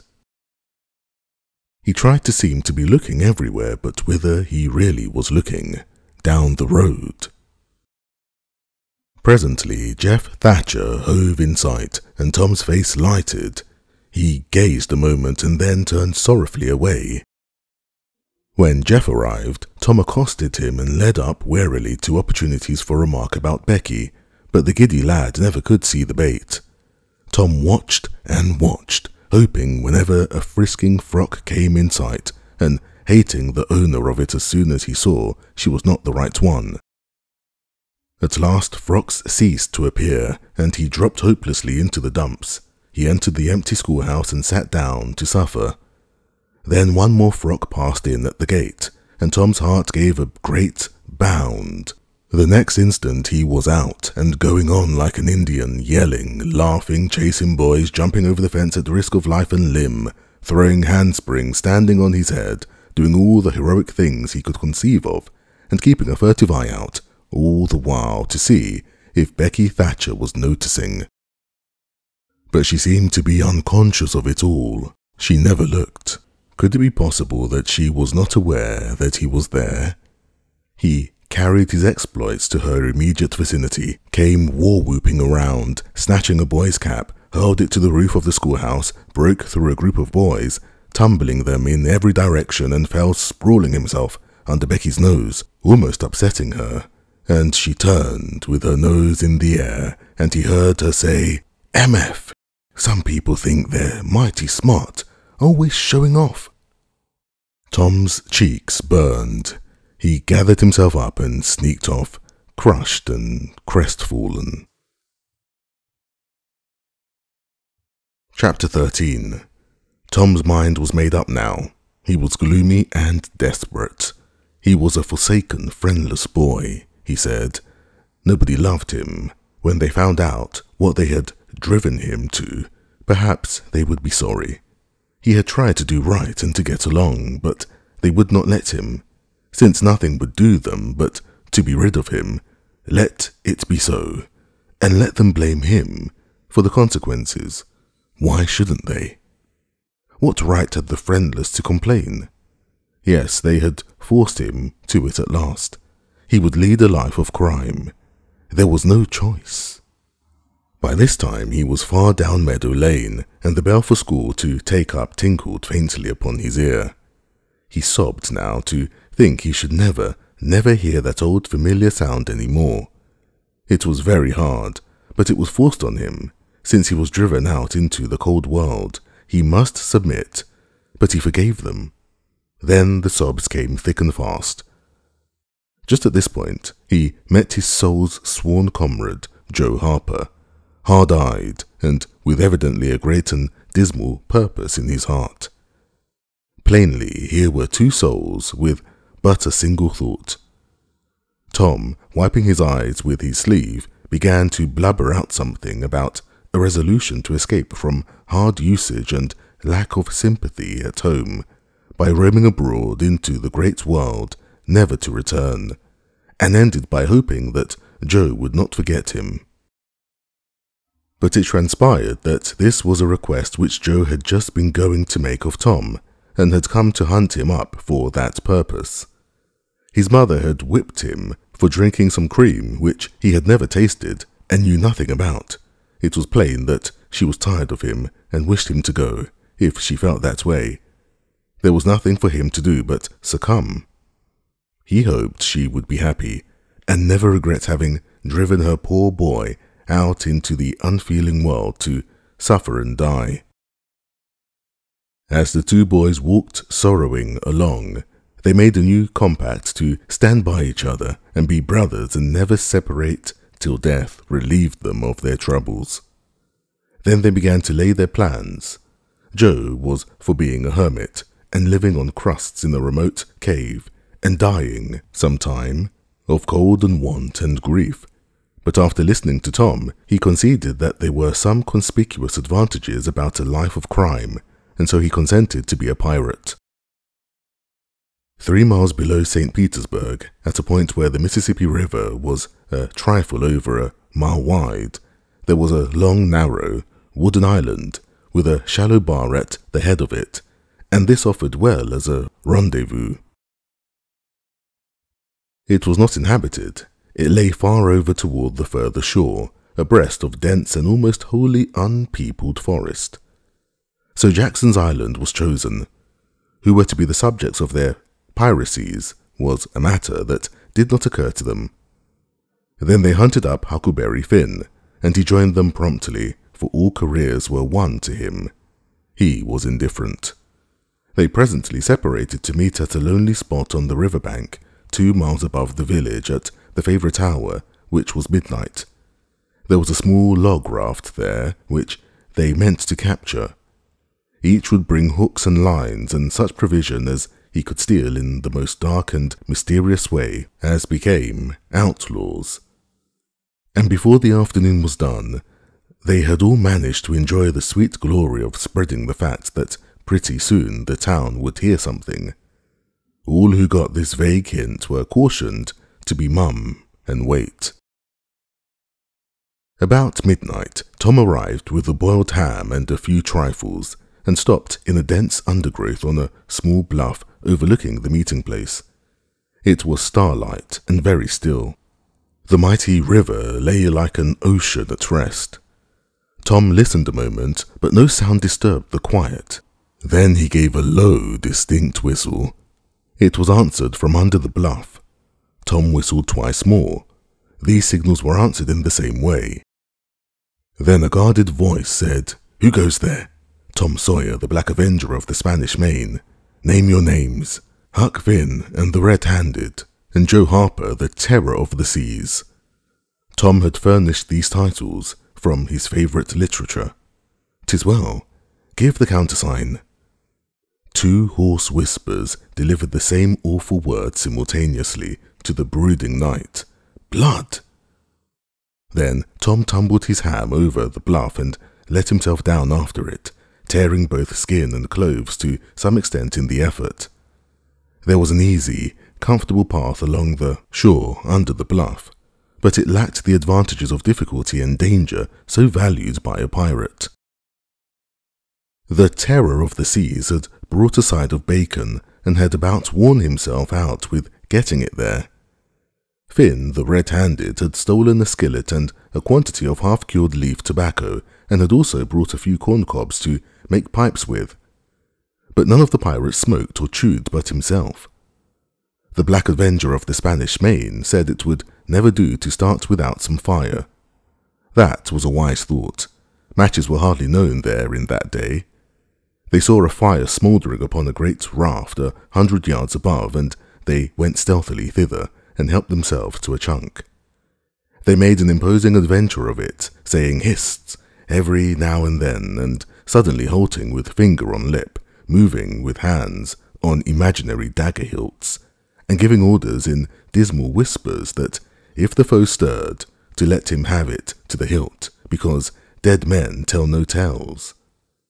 They knew well enough that the raftsmen were all down at the village laying in stores or having a spree, but still, that was no excuse for their conducting this thing in an unpiratical way.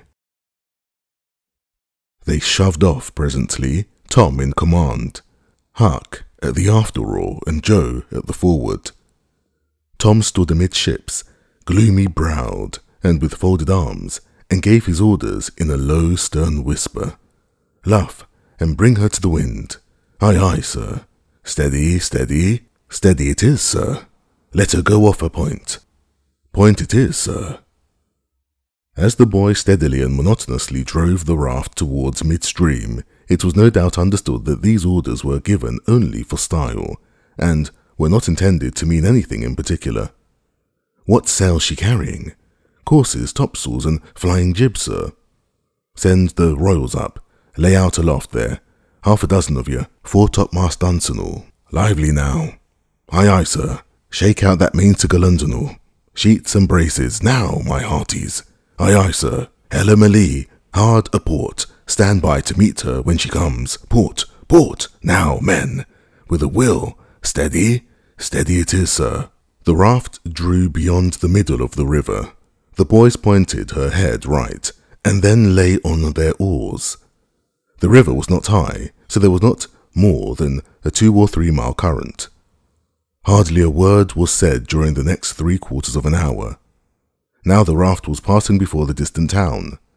2 or 3 glimmering lights showed where it lay, peacefully sleeping, beyond the vague vast sweep of star-gemmed water, unconscious of the tremendous event that was happening. The Black Avenger stood still with folded arms, looking his last upon the scene of his former joys and his latter sufferings, and wishing she could see him now, abroad on the wild sea, facing peril and death with dauntless heart, going to his doom with a grim smile on his lips. But it was a small strain on his imagination to remove Jackson's Island beyond eyeshot of the village, and so he looked his last with a broken and satisfied heart. The other pirates were looking their last too, and they all looked so long that they came near letting the current drift them out of the range of the island. But they discovered the danger in time, and made shift to avert it. About 2 o'clock in the morning, the raft grounded on the bar 200 yards above the head of the island, and they waded back and forth until they had landed their freight. Part of the little raft's belongings consisted of an old sail, and this they spread over a nook in the bushes for a tent to shelter their provisions. But they themselves would sleep in the open air in good weather, as became outlaws. They built a fire against the side of a great log 20 or 30 steps within the sombre depths of the forest, and then cooked some bacon in the frying pan for supper, and used up half of the corn-pone stock they had brought. It seemed glorious sport to be feasting in that wild, free way in the virgin forest of an unexplored and uninhabited island, far from the haunts of men, and they said they would never return to civilization.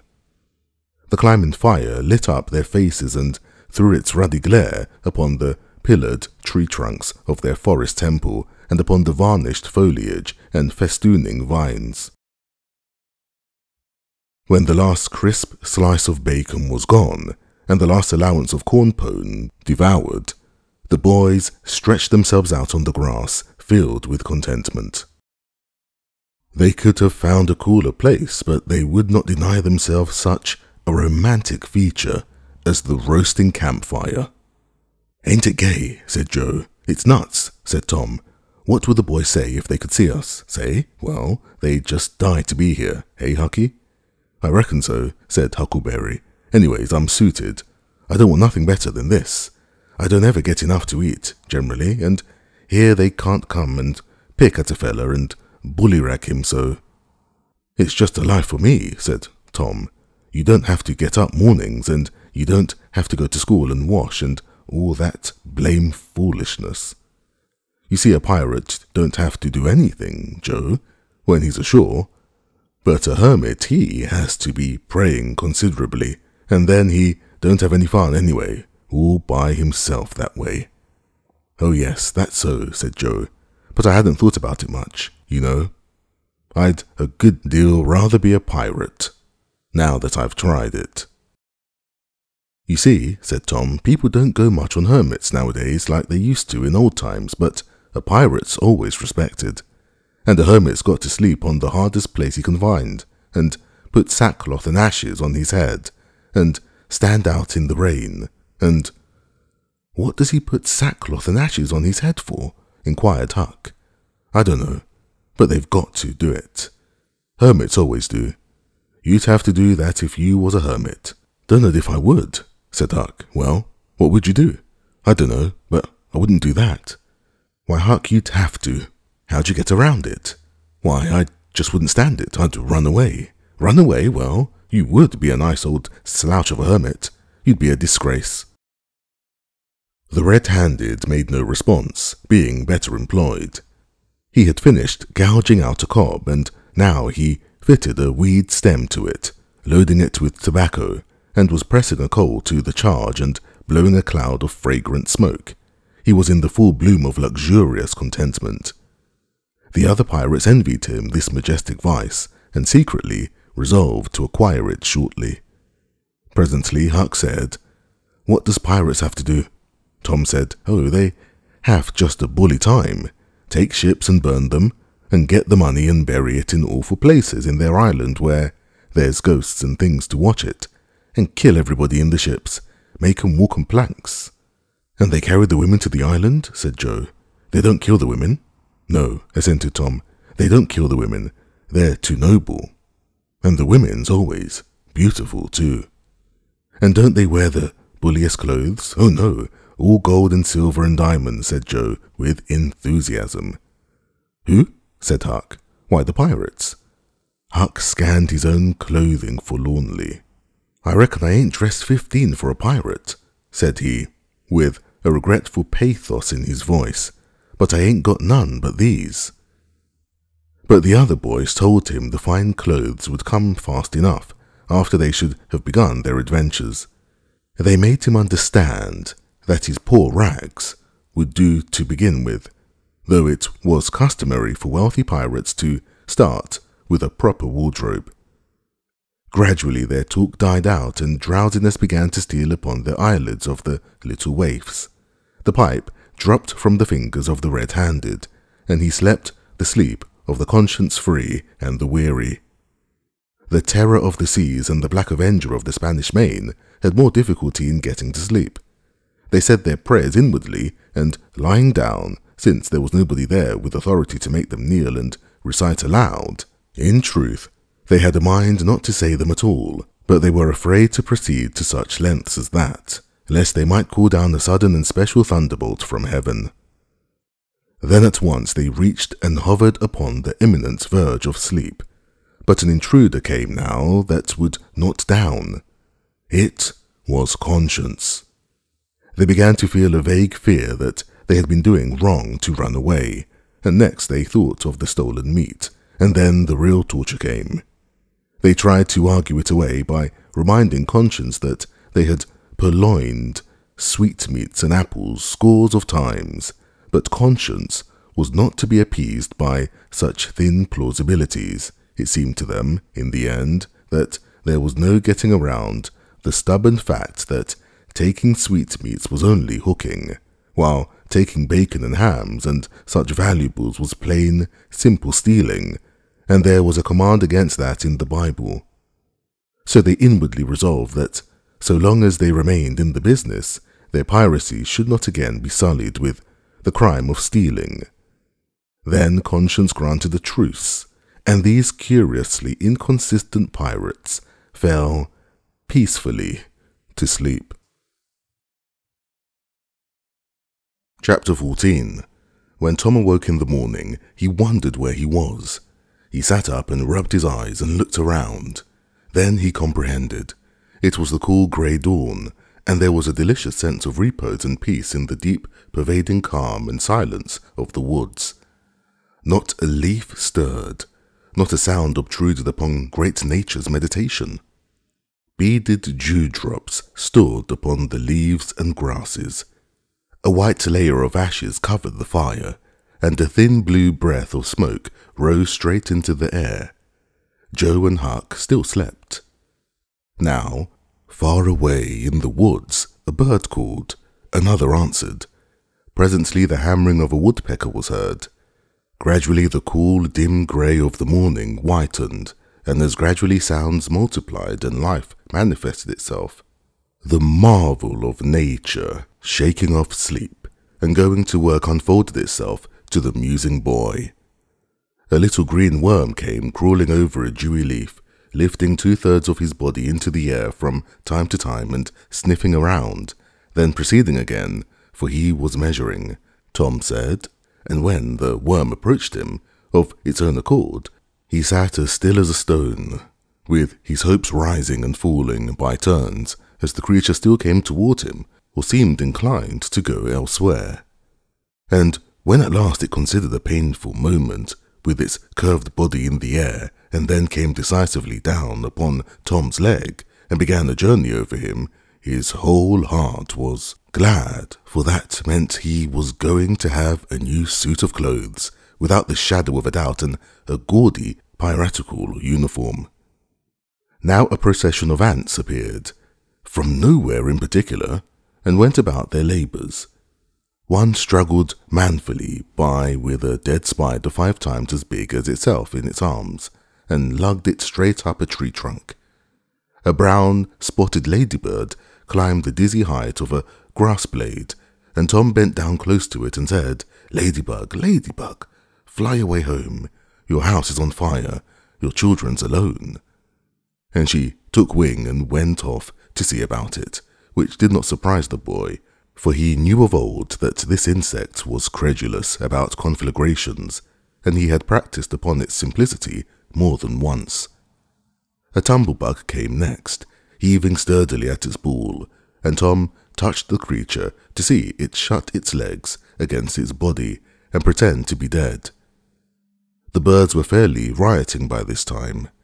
A catbird, the northern mocker, lit in a tree over Tom's head and trilled out her imitations of her neighbours in a rapture of enjoyment. Then a shrill jay swept down, a flash of blue flame, and stopped on a twig almost within the boy's reach, cocked his head to one side, and eyed the strangers with a consuming curiosity. A grey squirrel and a big fellow of the fox kind came scurrying along, sitting up at intervals to inspect and chatter at the boys, for the wild things had probably never seen a human being before and scarcely knew whether to be afraid or not. All nature was wide awake and stirring now. Long lances of sunlight pierced down through the dense foliage far and near, and a few butterflies came fluttering upon the scene. Tom stirred up the other pirates, and they all clattered away with a shout, and in a minute or two were stripped and chasing after and tumbling over each other in the shallow limpid water of the white sandbar. They felt no longing for the little village sleeping in the distance beyond the majestic waste of water. A vagrant current or a slight rise in the river had carried off their raft, but this only gratified them, since its going was something like burning the bridge between them and civilization. They came back to camp wonderfully refreshed, glad-hearted, and ravenous, and they soon had the campfire blazing up again. Huck found a spring of clear cold water close by, and the boys made cups of broad oak or hickory leaves, and felt that water, sweetened with such a wild-worm charm as that, would be a good enough substitute for coffee. While Joe was slicing bacon for breakfast, Tom and Huck asked him to hold on a minute.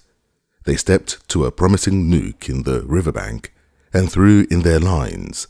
Almost immediately they had a reward. Joe had not had time to get impatient before they were back again with some handsome bass, a couple of sun perch, and a small catfish, provisions enough for quite a family. They fried the fish with the bacon and were astonished, for no fish had ever seemed so delicious before. They did not know that the quicker a fresh water fish is on the fire after he is caught, the better he is, and they reflected little upon what a source open-air sleeping, open-air exercise, bathing, and a large ingredient of hunger make, too. They lay around in the shade, after breakfast, while Huck had a smoke, and they went off, through the woods, on an exploring expedition. They trampled gaily along over decaying logs, through tangled underbrush, among solemn monarchs of the forest, hung from their crowns to the ground with a drooping regalia of grapevines. Now and then they came upon snug nooks carpeted with grass and jewelled with flowers.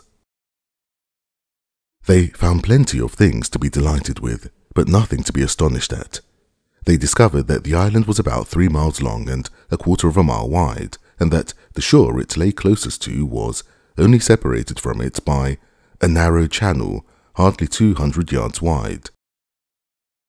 They took a swim about every hour, so it was close upon the middle of the afternoon when they got back to camp. They were too hungry to stop to fish, but they fared sumptuously upon cold ham, and then threw themselves down in the shade to talk. But the talk soon began to drag, and then dried. The stillness, the solemnity that brooded in the woods, and the sense of loneliness began to tell upon the spirits of the boys. They fell to thinking. A sort of undefined longing crept upon them. This took dim shape. Presently it was budding homesickness. Even Finn, the red-handed, was dreaming of his footsteps and empty hogsheds. But they were all ashamed of their weakness, and none was brave enough to speak his thought. For some time now, the boys had been duly conscious of a peculiar sound in the distance, just as one sometimes is of the ticking of a clock which he takes no distinct note of. But now this mysterious sound became more pronounced and forced a recognition. The boys started, glanced at each other, and then assumed a listening attitude. There was a long silence, profound and unbroken. Then a deep, sullen boom came floating down out of the distance. "What is it?" exclaimed Joe under his breath. "I wonder," said Tom in a whisper. "'Tain't thunder," said Huckleberry in an awed tone. "Because thunder—" "Hark," said Tom, "listen. Don't talk." They waited a time that seemed an age, and then the same muffled boom troubled the solemn hush. "Let's go and see." They sprang to their feet and hurried to the shore toward the town. They parted the bushes on the bank and peered out over the water. The little steam ferryboat was about a mile below the village, drifting with the current. Her broad deck seemed crowded with people. There were a great many skiffs rowing about or floating with the stream in the neighborhood of the ferryboat, but the boys could not determine what the men in them were doing. Presently a great jet of white smoke burst from the ferryboat's side, and as it expanded and rose in a lazy cloud, that same dull throb of sound was borne to the listeners again. "I know now," exclaimed Tom. "Somebody's drowned." "That's it," said Huck. "They've done the last summer, when Bill Turner got drowned. They shoot a cannon over the water, and that makes him come up to the top. Yes, and they take loaves of bread and put quicksilver in them and set 'em afloat, and wherever there's anybody that's drowned, they'll float right there and stop." "Yes, I've heard about that," said Joe. "I wonder what makes the bread do that." "Oh, it ain't the bread so much," said Tom. "I reckon it's mostly what they say over it before they start it out." "But they don't say anything over it," said Huck. "I've seen 'em and they don't." "Well, that's funny," said Tom. "But maybe they say it to themselves. Of course they do. Anybody might know that." The other boys agreed that there was reason in what Tom said, because an ignorant lump of bread, uninstructed by an incantation, could not be expected to act very intelligently when set upon an errand of such gravity. "By jings, I wish I was over there now," said Joe. "I do too," said Huck. "I'd give heaps to know who it is." The boy still listened and watched. Presently a revealing thought flashed through Tom's mind, and he exclaimed, "Boys, I know who's drowned. It's us." They felt like heroes in an instant. Here was a gorgeous triumph. They were missed. They were mourned. Hearts were breaking on their account. Tears were being shed. Accusing memories of unkindness to these poor lost lads were rising up, and unavailing regrets and remorse were being indulged. And best of all, the department were the talk of the whole town, and the envy of all the boys, as far as this dazzling notoriety was concerned. This was fine. It was worthwhile to be a pirate after all. As the twilight drew on, the ferryboat went back to her accustomed business, and the skiffs disappeared. The pirates returned to camp. They were jubilant with vanity over their new grandeur and the illustrious trouble they were making. They caught fish, cooked supper and ate it, and then fell to guessing at what the village was thinking and saying about them, and the pictures they drew of the public distress on their account were gratifying to look upon from their point of view. But when the shadows of night closed them in, they gradually ceased to talk, and sat gazing into the fire, with their minds evidently wandering elsewhere. The excitement was gone now, and Tom and Joe could not keep back thoughts of certain persons at home who were not enjoying this fine frolic as much as they were. Misgivings came. They grew troubled and unhappy. A sigh or two escaped unawares. By and by, Joe timidly ventured upon a roundabout feeler as to know how the others might look upon a return to civilization. Not right now, but... Tom withered him with derision. Huck, being uncommitted as yet, joined in with Tom, and the waverer quickly explained, and was glad to get out of the scrape, with as little taint of chicken-hearted homesickness clinging to his garments as he could.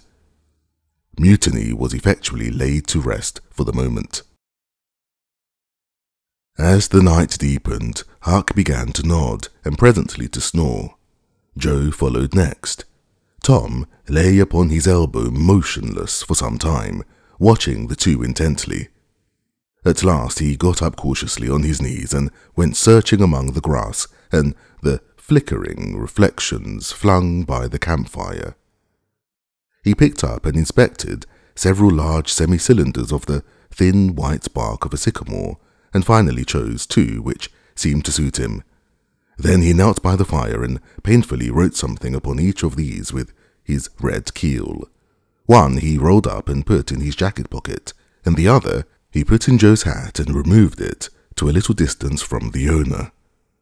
And he also put into the hat certain schoolboy treasures of almost inestimable value, among them a lump of chalk, an India rubber ball, 3 fishhooks, and one of that kind of marbles known as a sure no crystal.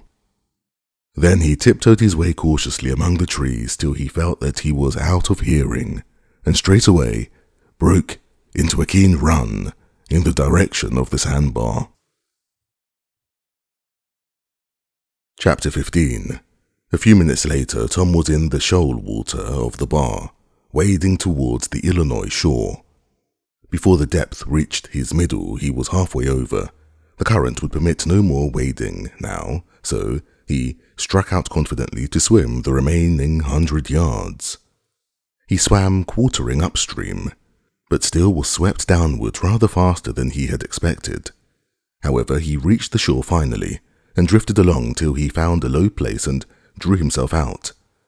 He put his hand on his jacket pocket, found his piece of bark safe, and then struck through the woods, following the shore, with streaming garments. Shortly before 10 o'clock he came out into an open place opposite the village and saw the ferryboat lying in the shadow of the trees and the high bank. Everything was quiet under the blinking stars.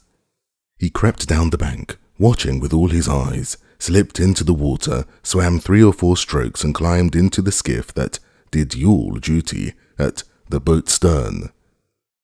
He laid himself down under the thwarts and waited, panting. Presently the cracked bell tapped and the voice gave the order to cast off. A minute or two later, the skiff's head was standing high up against the boat's swell and the voyage was begun. Tom felt happy in his success, for he knew it was the boat's last trip for the night. At the end of a long 12 or 15 minutes, the wheel stopped and Tom slipped overboard and swam ashore in the dusk, landing 50 yards downstream, out of danger of possible stragglers. He flew along unfrequented alleys and shortly found himself at his aunt's back fence. He climbed over, approached the ell and looked in at the sitting room window, for a light was burning there. There sat Aunt Polly, Sid, Mary and Joe Harper's mother, grouped together, talking. They were by the bed, and the bed was between them and the door. Tom went to the door and began to softly lift the latch. Then he pressed gently and the door yielded a crack. He continued pushing cautiously and quaking every time it creaked, till he judged he might squeeze through on his knees. So he put his head through and began warily. "What makes the candle blow so?" said Aunt Polly. Tom hurried up.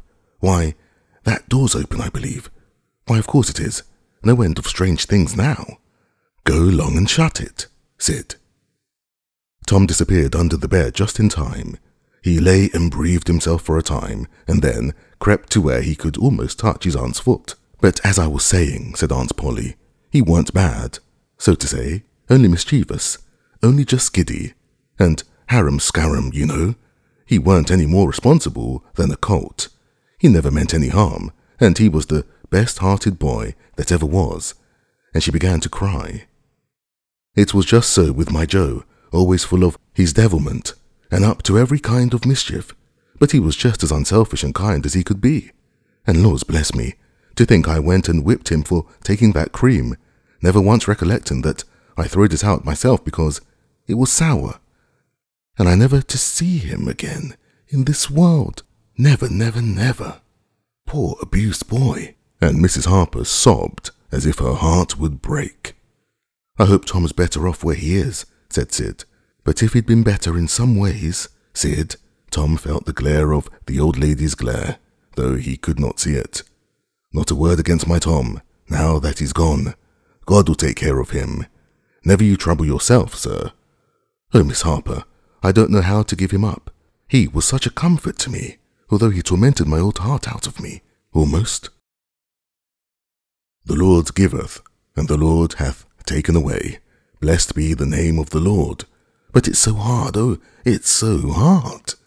Only last Saturday my Joe busted the firecracker right under my nose, and I knocked him sprawling. Little did I know then how soon, oh, if it was to do over again, I'd hug him and bless him for it. Yes, yes, yes, I know just how you feel, Mrs. Harper. I know exactly how you feel. No longer ago than yesterday noon, my Tom took and filled the cat full of painkiller, and I did think the creature would tear the house down. And God forgive me, I cracked Tom's head with my thimble, poor boy, poor dead boy. But he's out of all his troubles now, and the last words I ever heard him say was to reproach. But this memory was too much for the old lady, and she broke entirely down. Tom was snuffling now himself, and more in pity of himself than anybody else. He could hear Mary crying and putting in a kindly word for him from time to time. He began to have a nobler opinion of himself than ever before. Still, he was sufficiently touched by his aunt's grief to long to rush out from under the bed and overwhelm her with joy, and the theatrical gorgeousness of the thing appealed strongly to his nature too, but he resisted and lay still. He went on listening, and gathered by odds and ends that it was conjectured at first that the boys had got drowned while taking a swim. Then the small raft had been missed. Next, certain boy said the missing lads had promised that the village should hear something soon. The wise heads had put this and that together, and decided that the lads had gone off on that raft and would turn up at the next town below presently, but toward noon the raft had been found, lodged against the Missouri shore some 5 or 6 miles below the village, and then hope perished. They must be drowned, else hunger would have driven them home by nightfall, if not sooner. It was believed that the search for the bodies had been a fruitless effort merely because the drowning must have occurred in mid-channel, since the boys, being good swimmers, would otherwise have escaped to shore. This was Wednesday night. If the bodies continued missing until Sunday, all hope would be given over, and the funerals would be preached on that morning. Tom shuddered. Mrs. Harper gave a sobbing goodnight and turned to go. Then, with a mutual impulse, the two bereaved women flung themselves into each other's arms and had a good, consoling cry, and then parted. Aunt Polly was tender far beyond her wont in her goodnight to Sid and Mary. Sid snuffled a bit and Mary went off crying with all her heart. Aunt Polly knelt down and prayed for Tom so touchingly, so appealingly, and with such measureless love in her words and her old trembling voice, that he was weltering in tears again long before she was through. He had to keep still long after she went to bed, for she kept making broken-hearted ejaculations from time to time, tossing unrestfully and turning over. But at last she was still, only moaning a little in her sleep. Now the boy stole out, rose gradually by the bedside, shaded the candlelight with his hand, and stood regarding her. His heart was full of pity for her. He took out his sycamore scroll and placed it by the candle. But something occurred to him, and he lingered considering. His face lighted with a happy solution of his thought. He put the bark hastily in his pocket. Then he bent over and kissed the faded lips, and straightway made his stealthy exit, latching the door behind him. He threaded his way back to the ferry landing, found nobody at large there, and walked boldly on board the boat, for he knew she was tenantless, except that there was a watchman who always turned in and slept like a graven image. He untied the skiff at the stern, slipped into it, and was soon rowing cautiously upstream. When he had pulled a mile about the village, he started quartering across and bent himself stoutly to his work. He hit the landing on the other side neatly, for this was a familiar bit of work to him. He was moved to capture the skiff, arguing that it might be considered a ship and therefore legitimate prey for a pirate, but he knew a thorough search would be made for it, and that might end in revelations. So he stepped ashore and entered the woods. He sat down and took a long rest, torturing himself meanwhile to keep awake, and then started warily down the home stretch. The night was far spent. It was broad daylight before he found himself fairly abreast the island bar. He rested again until the sun was well up and gilding the great river with its splendor, and then he plunged into the stream. A little later he paused, dripping, upon the threshold of the camp, and heard Joe say, "No, Tom's true blue, Huck, and he'll come back. He won't desert. He knows that would be a disgrace to a pirate, and Tom's too proud for that sort of thing. He's up to something or other. Now I wonder what." "Well, the thing is ours, anyway, ain't they? Pretty near, but not yet, Huck. The writings say they are if he ain't back here at breakfast." "Which he is," exclaimed Tom, with fine dramatic effect, stepping grandly into camp. A sumptuous breakfast of bacon and fish was shortly provided, and as the boys set to work upon it, Tom recounted and adorned his adventures. They were a vain and boastful company of heroes when the tale was done. Then Tom hid himself away in a shady nook to sleep till noon, and the other pirates got ready to fish and explore. After dinner, all the gang turned out to hunt for turtle eggs on the bar. They went about poking sticks into the sand, and when they found a soft place, they went down on their knees and dug with their hands. Sometimes they would take 50 or 60 eggs out of one hole. They were perfectly round white things, a trifle smaller than an English walnut. They had a famous fried egg feast that night, and another on Friday morning. After breakfast they went whooping and prancing out on the bar, and chased each other round and round, shedding clothes as they went, until they were naked, and they continued the frolic far away up the shoal water of the bar, against the stiff current, which later tripped their legs from under them from time to time, and greatly increased the fun. and now and then they stooped in a group and splashed water in each other's faces with their palms, gradually approaching each other with averted faces to avoid the strangling sprays, and finally gripping and struggling till the best man ducked his neighbour, and then they all went under in a tangle of white legs and arms and came up blowing, sputtering, laughing, and gasping for breath at one and the same time. When they were well exhausted, they would run out and sprawl on the dry, hot sand and lie there and cover themselves up with it, and by break for the water again and go through the original performance once more.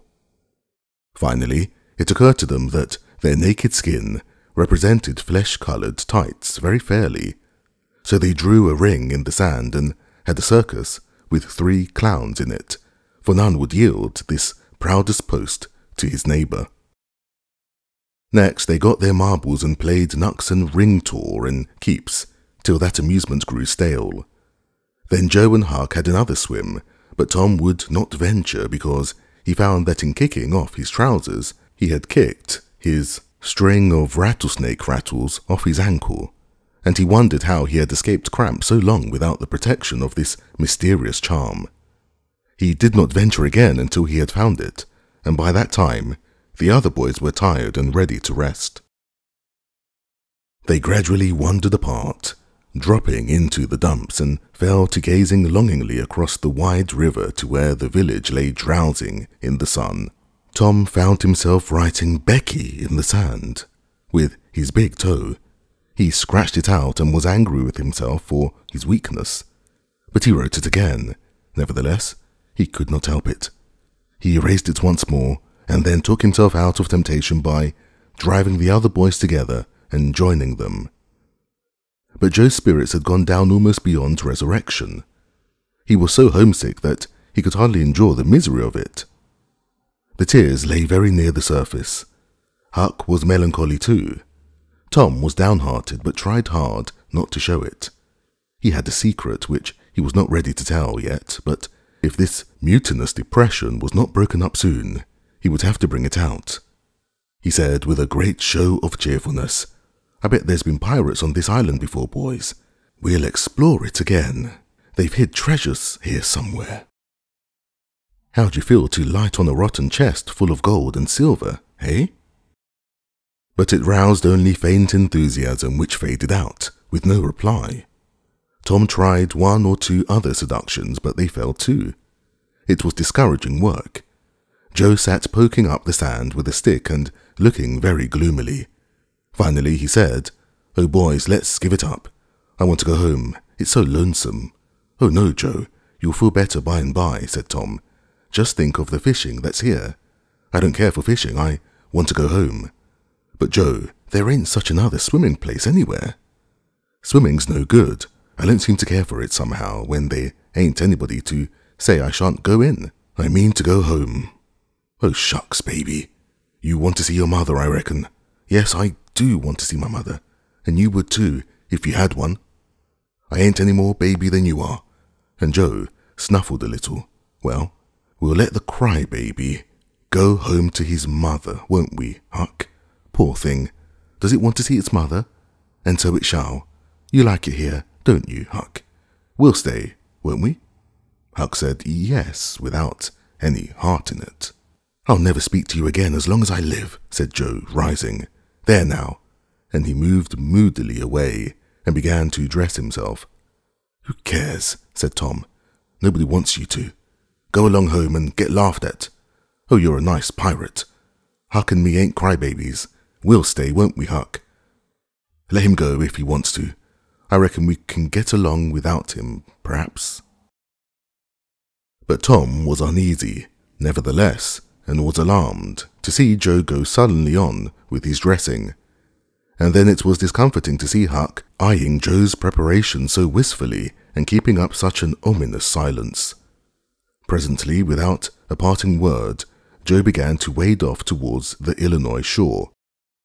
Tom's heart began to sink. He glanced at Huck. Huck could not bear to look, and dropped his eyes. Then he said, "I want to go too, Tom. It was getting so lonesome anyway, and now it will be worse. Let us go too, Tom. I won't. You can all go if you want to. I mean to stay. Tom, I better go. Well, go along. Who's hindering you? Huck began to pick up his scattered clothes. He said, Tom, I wished you'd come too. Now you think it over. We'll wait for you when we get to shore.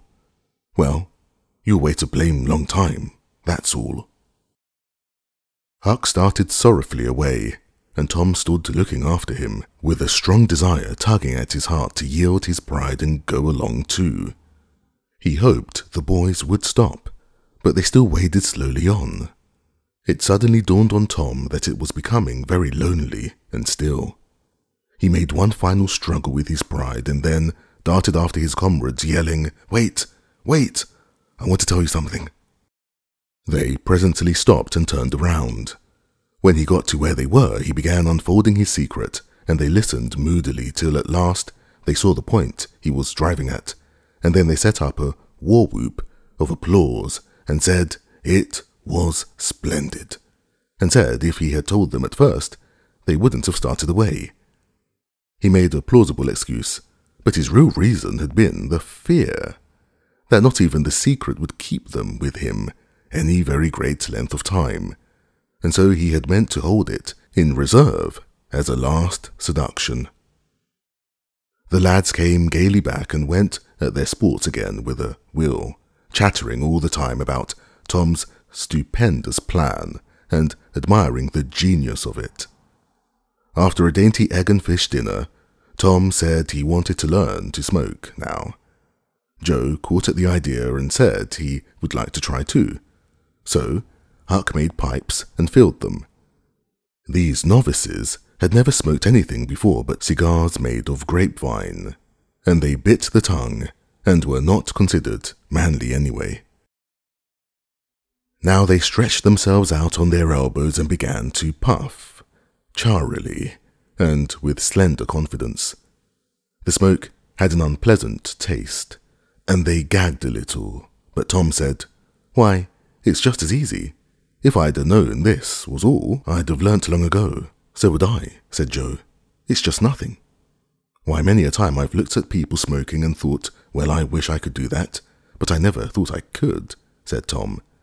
That's just the way with me, ain't it, Huck? You've heard me talk just that way, haven't you, Huck? I'll leave it to Huck if I haven't. Yes, heaps of times, said Huck. Well, I have too, said Tom. Oh, hundreds of times. Once down by the slaughterhouse, don't you remember, Huck? Bob Tanner was there, and Johnny Miller, and Jeff Thatcher, when I said it. Don't you remember, Huck, about me saying that? Yes, that's so, said Huck. That was the day after I lost the White Alley. No, 'twas the day before. There, I told you so, said Tom. Huck recollects it. I believe I could smoke this pipe all day, said Joe. I don't feel sick. Neither do I, said Tom. I could smoke it all day. But I bet you Jeff Thatcher couldn't. Jeff Thatcher? Why, he'd keel over just with 2 draws. Just let him try it once. He'd see. I bet he would. And Johnny Miller, I wish could see Johnny Miller tackle it once. Oh, don't I, said Joe. Why, I bet you Johnny Miller couldn't any more do this than nothing. Just one little sniffer would fetch him. 'Deed it would, Joe. Say, I wish the boys could see us now. So do I. Say, boys, don't say anything about it, and sometime, when they come around, I'll come up to you and say, Joe, got a pipe? I want to smoke. And you'll say, kind of careless like, as if it weren't anything, you'll say, yes, I've got my old pipe, and another one, but my tobacco ain't very good. And I'll say, oh, that's all right, if it's strong enough. And then you'll out with the pipes and we'll light up just as came, and then just see 'em look. By jings, that'll be gay, Tom.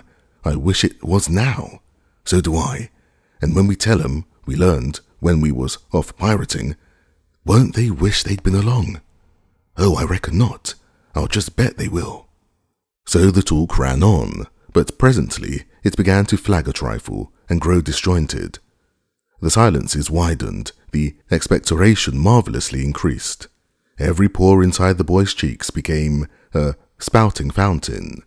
They could scarcely bail out the cellars under their tongues fast enough To prevent an inundation, little overflowings down their throats occurred in spite of all they could do, and sudden retchings followed every time. Both boys were looking very pale and miserable now. Joe's pipe dropped from his nerveless fingers. Tom's followed. Both fountains were going furiously and both pumps bailing with might and main. Joe said feebly, "I've lost my knife, I reckon. I better go and find it." Tom said with quivering lips and halting utterance, "I'll help you. You go over that way and I'll hunt around by the spring. No, you needn't come, Huck. We can find it." So Huck sat down again and waited an hour. Then he found it lonesome and went to find his comrades. They were wide apart in the woods, both very pale, both fast asleep. But something informed him that if they had had any trouble, they had got rid of it. They were not talkative at supper that night.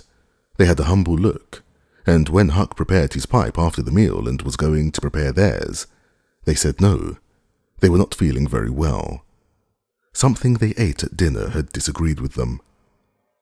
About midnight, Joe awoke and called the boys. There was a brooding oppressiveness in the air that seemed to bode something. The boys huddled themselves together and sought the friendly companionship of the fire, though the dull, dead heat of the breathless atmosphere was stifling. They sat still, intent and waiting. The solemn hush continued. Beyond the light of the fire, everything was swallowed up in the blackness of darkness. Presently there came a quivering glow that vaguely revealed the foliage for a moment and then vanished. By and by another came, a little stronger, and then another. Then a faint moan came sighing through the branches of the forest, and the boys felt a fleeting breath upon their cheeks, and shuddered with the fancy that the spirit of the night had gone by. There was a pause. Now a weird flash turned night into day and showed every little grass blade separate and distinct that grew about their feet, and it showed 3 white, startled faces too. A deep peal of thunder went rolling and tumbling down the heavens and lost itself in sullen rumblings in the distance. A sweep of chilly air passed by, rustling all the leaves and snowing the flaky ashes broadcast about the fire. Another fierce glare lit up the forest, and an instant crash followed that seemed to rend the treetops right over the boys' heads. They clung together in terror. In the thick gloom that followed, a few big raindrops fell pattering upon the leaves. "Quick, boys, go for the tent," exclaimed Tom. They sprang away, stumbling over roots and among vines in the dark, no two plunging in the same direction. A furious blast roared through the trees, making everything sing as it went. One blinding flash after another came, and peal on peal of deafening thunder. And now a drenching rain poured down, and the rising hurricane drove it in sheets along the ground. The boys cried out to each other, but the roaring wind and the booming thunder blasts drowned their voices utterly. However, one by one they straggled in at last and took shelter under the tent, cold and scared, and streaming with water, but to have company in misery seemed something to be grateful for. They could not talk. The old sail flapped so furiously, even if the other noises would have allowed them. The tempest rose higher and higher, and presently the sail tore loose from its fastenings and went winging away on the blast. The boys seized each other's hands and fled, with many tumblings and bruises, to the shelter of a great oak and stood upon the river-bank. Now the battle was at its highest, under the ceaseless conflagration of lightning that flamed in the skies. Everything below stood out in clean-cut and shadowless distinctness. The bending trees, the billowy river, white with foam, the driving spray of spume flakes, the dim outlines of the high bluffs on the other side, glimpsed through the drifting cloud-rack, and the slanting veil of rain. Every little while some giant tree yielded the fight and fell crashing through the younger growth, and the unflagging underpeals came now in ear-splitting explosive bursts, keen and sharp, and unspeakably appalling. The storm culminated in one matchless effort that seemed likely to tear the island into pieces, burn it up, drown it to the treetops, blow it away, and deafen every creature in it, all at one and the same moment. It was a wild night for homeless young heads to be out in. But at last the battle was done, and the forces retired with weaker and weaker threatenings and grumblings, and peace resumed her sway. The boys went back to camp, a good deal awed, but they found there was still something to be thankful for, because the great sycamore, the shelter of their beds, was a ruin now, blasted by the lightnings, and they were not under it when the catastrophe happened. Everything in camp was drenched, the campfire as well, for they were but heedless lads like their generation, and had made no provision against rain. Here was matter for dismay, for they were soaked through and chilled. They were eloquent in their distress, but they presently discovered that the fire had eaten so far up under the great log it had been built against, where it curved upward and separated itself from the ground, that a handbreadth or so of it had escaped wetting. So they patiently wrought until, with shreds and bark gathered from the undersides of sheltered logs, they coaxed the fire to burn again. Then they piled on great dead boughs till they had a roaring furnace, and were glad-hearted once more. They dried their boiled ham and had a feast, and after that they sat by the fire and expanded and glorified their midnight adventure until morning, for there was not a dry spot to sleep on anywhere around. As the sun began to steal in upon the boys, drowsiness came over them, and they went out on the sandbar and lay down to sleep. They got scorched out by and by, and drearily set about getting breakfast. After the meal they felt rusty and stiff-jointed, and a little homesick once more. Tom saw the signs and fell to cheering up the pirates as well as he could, but they cared nothing for marbles or circus or swimming or anything. He reminded them of the imposing secret and raised a ray of cheer. While it lasted, he got them interested in a new device. This was to knock off being pirates for a while and be Indians for a change. They were attracted by this idea, so it was not long before they were stripped from head to heel with black mud, like so many zebras, all of them chiefs, of course, and then they went tearing through the woods to attack an English settlement.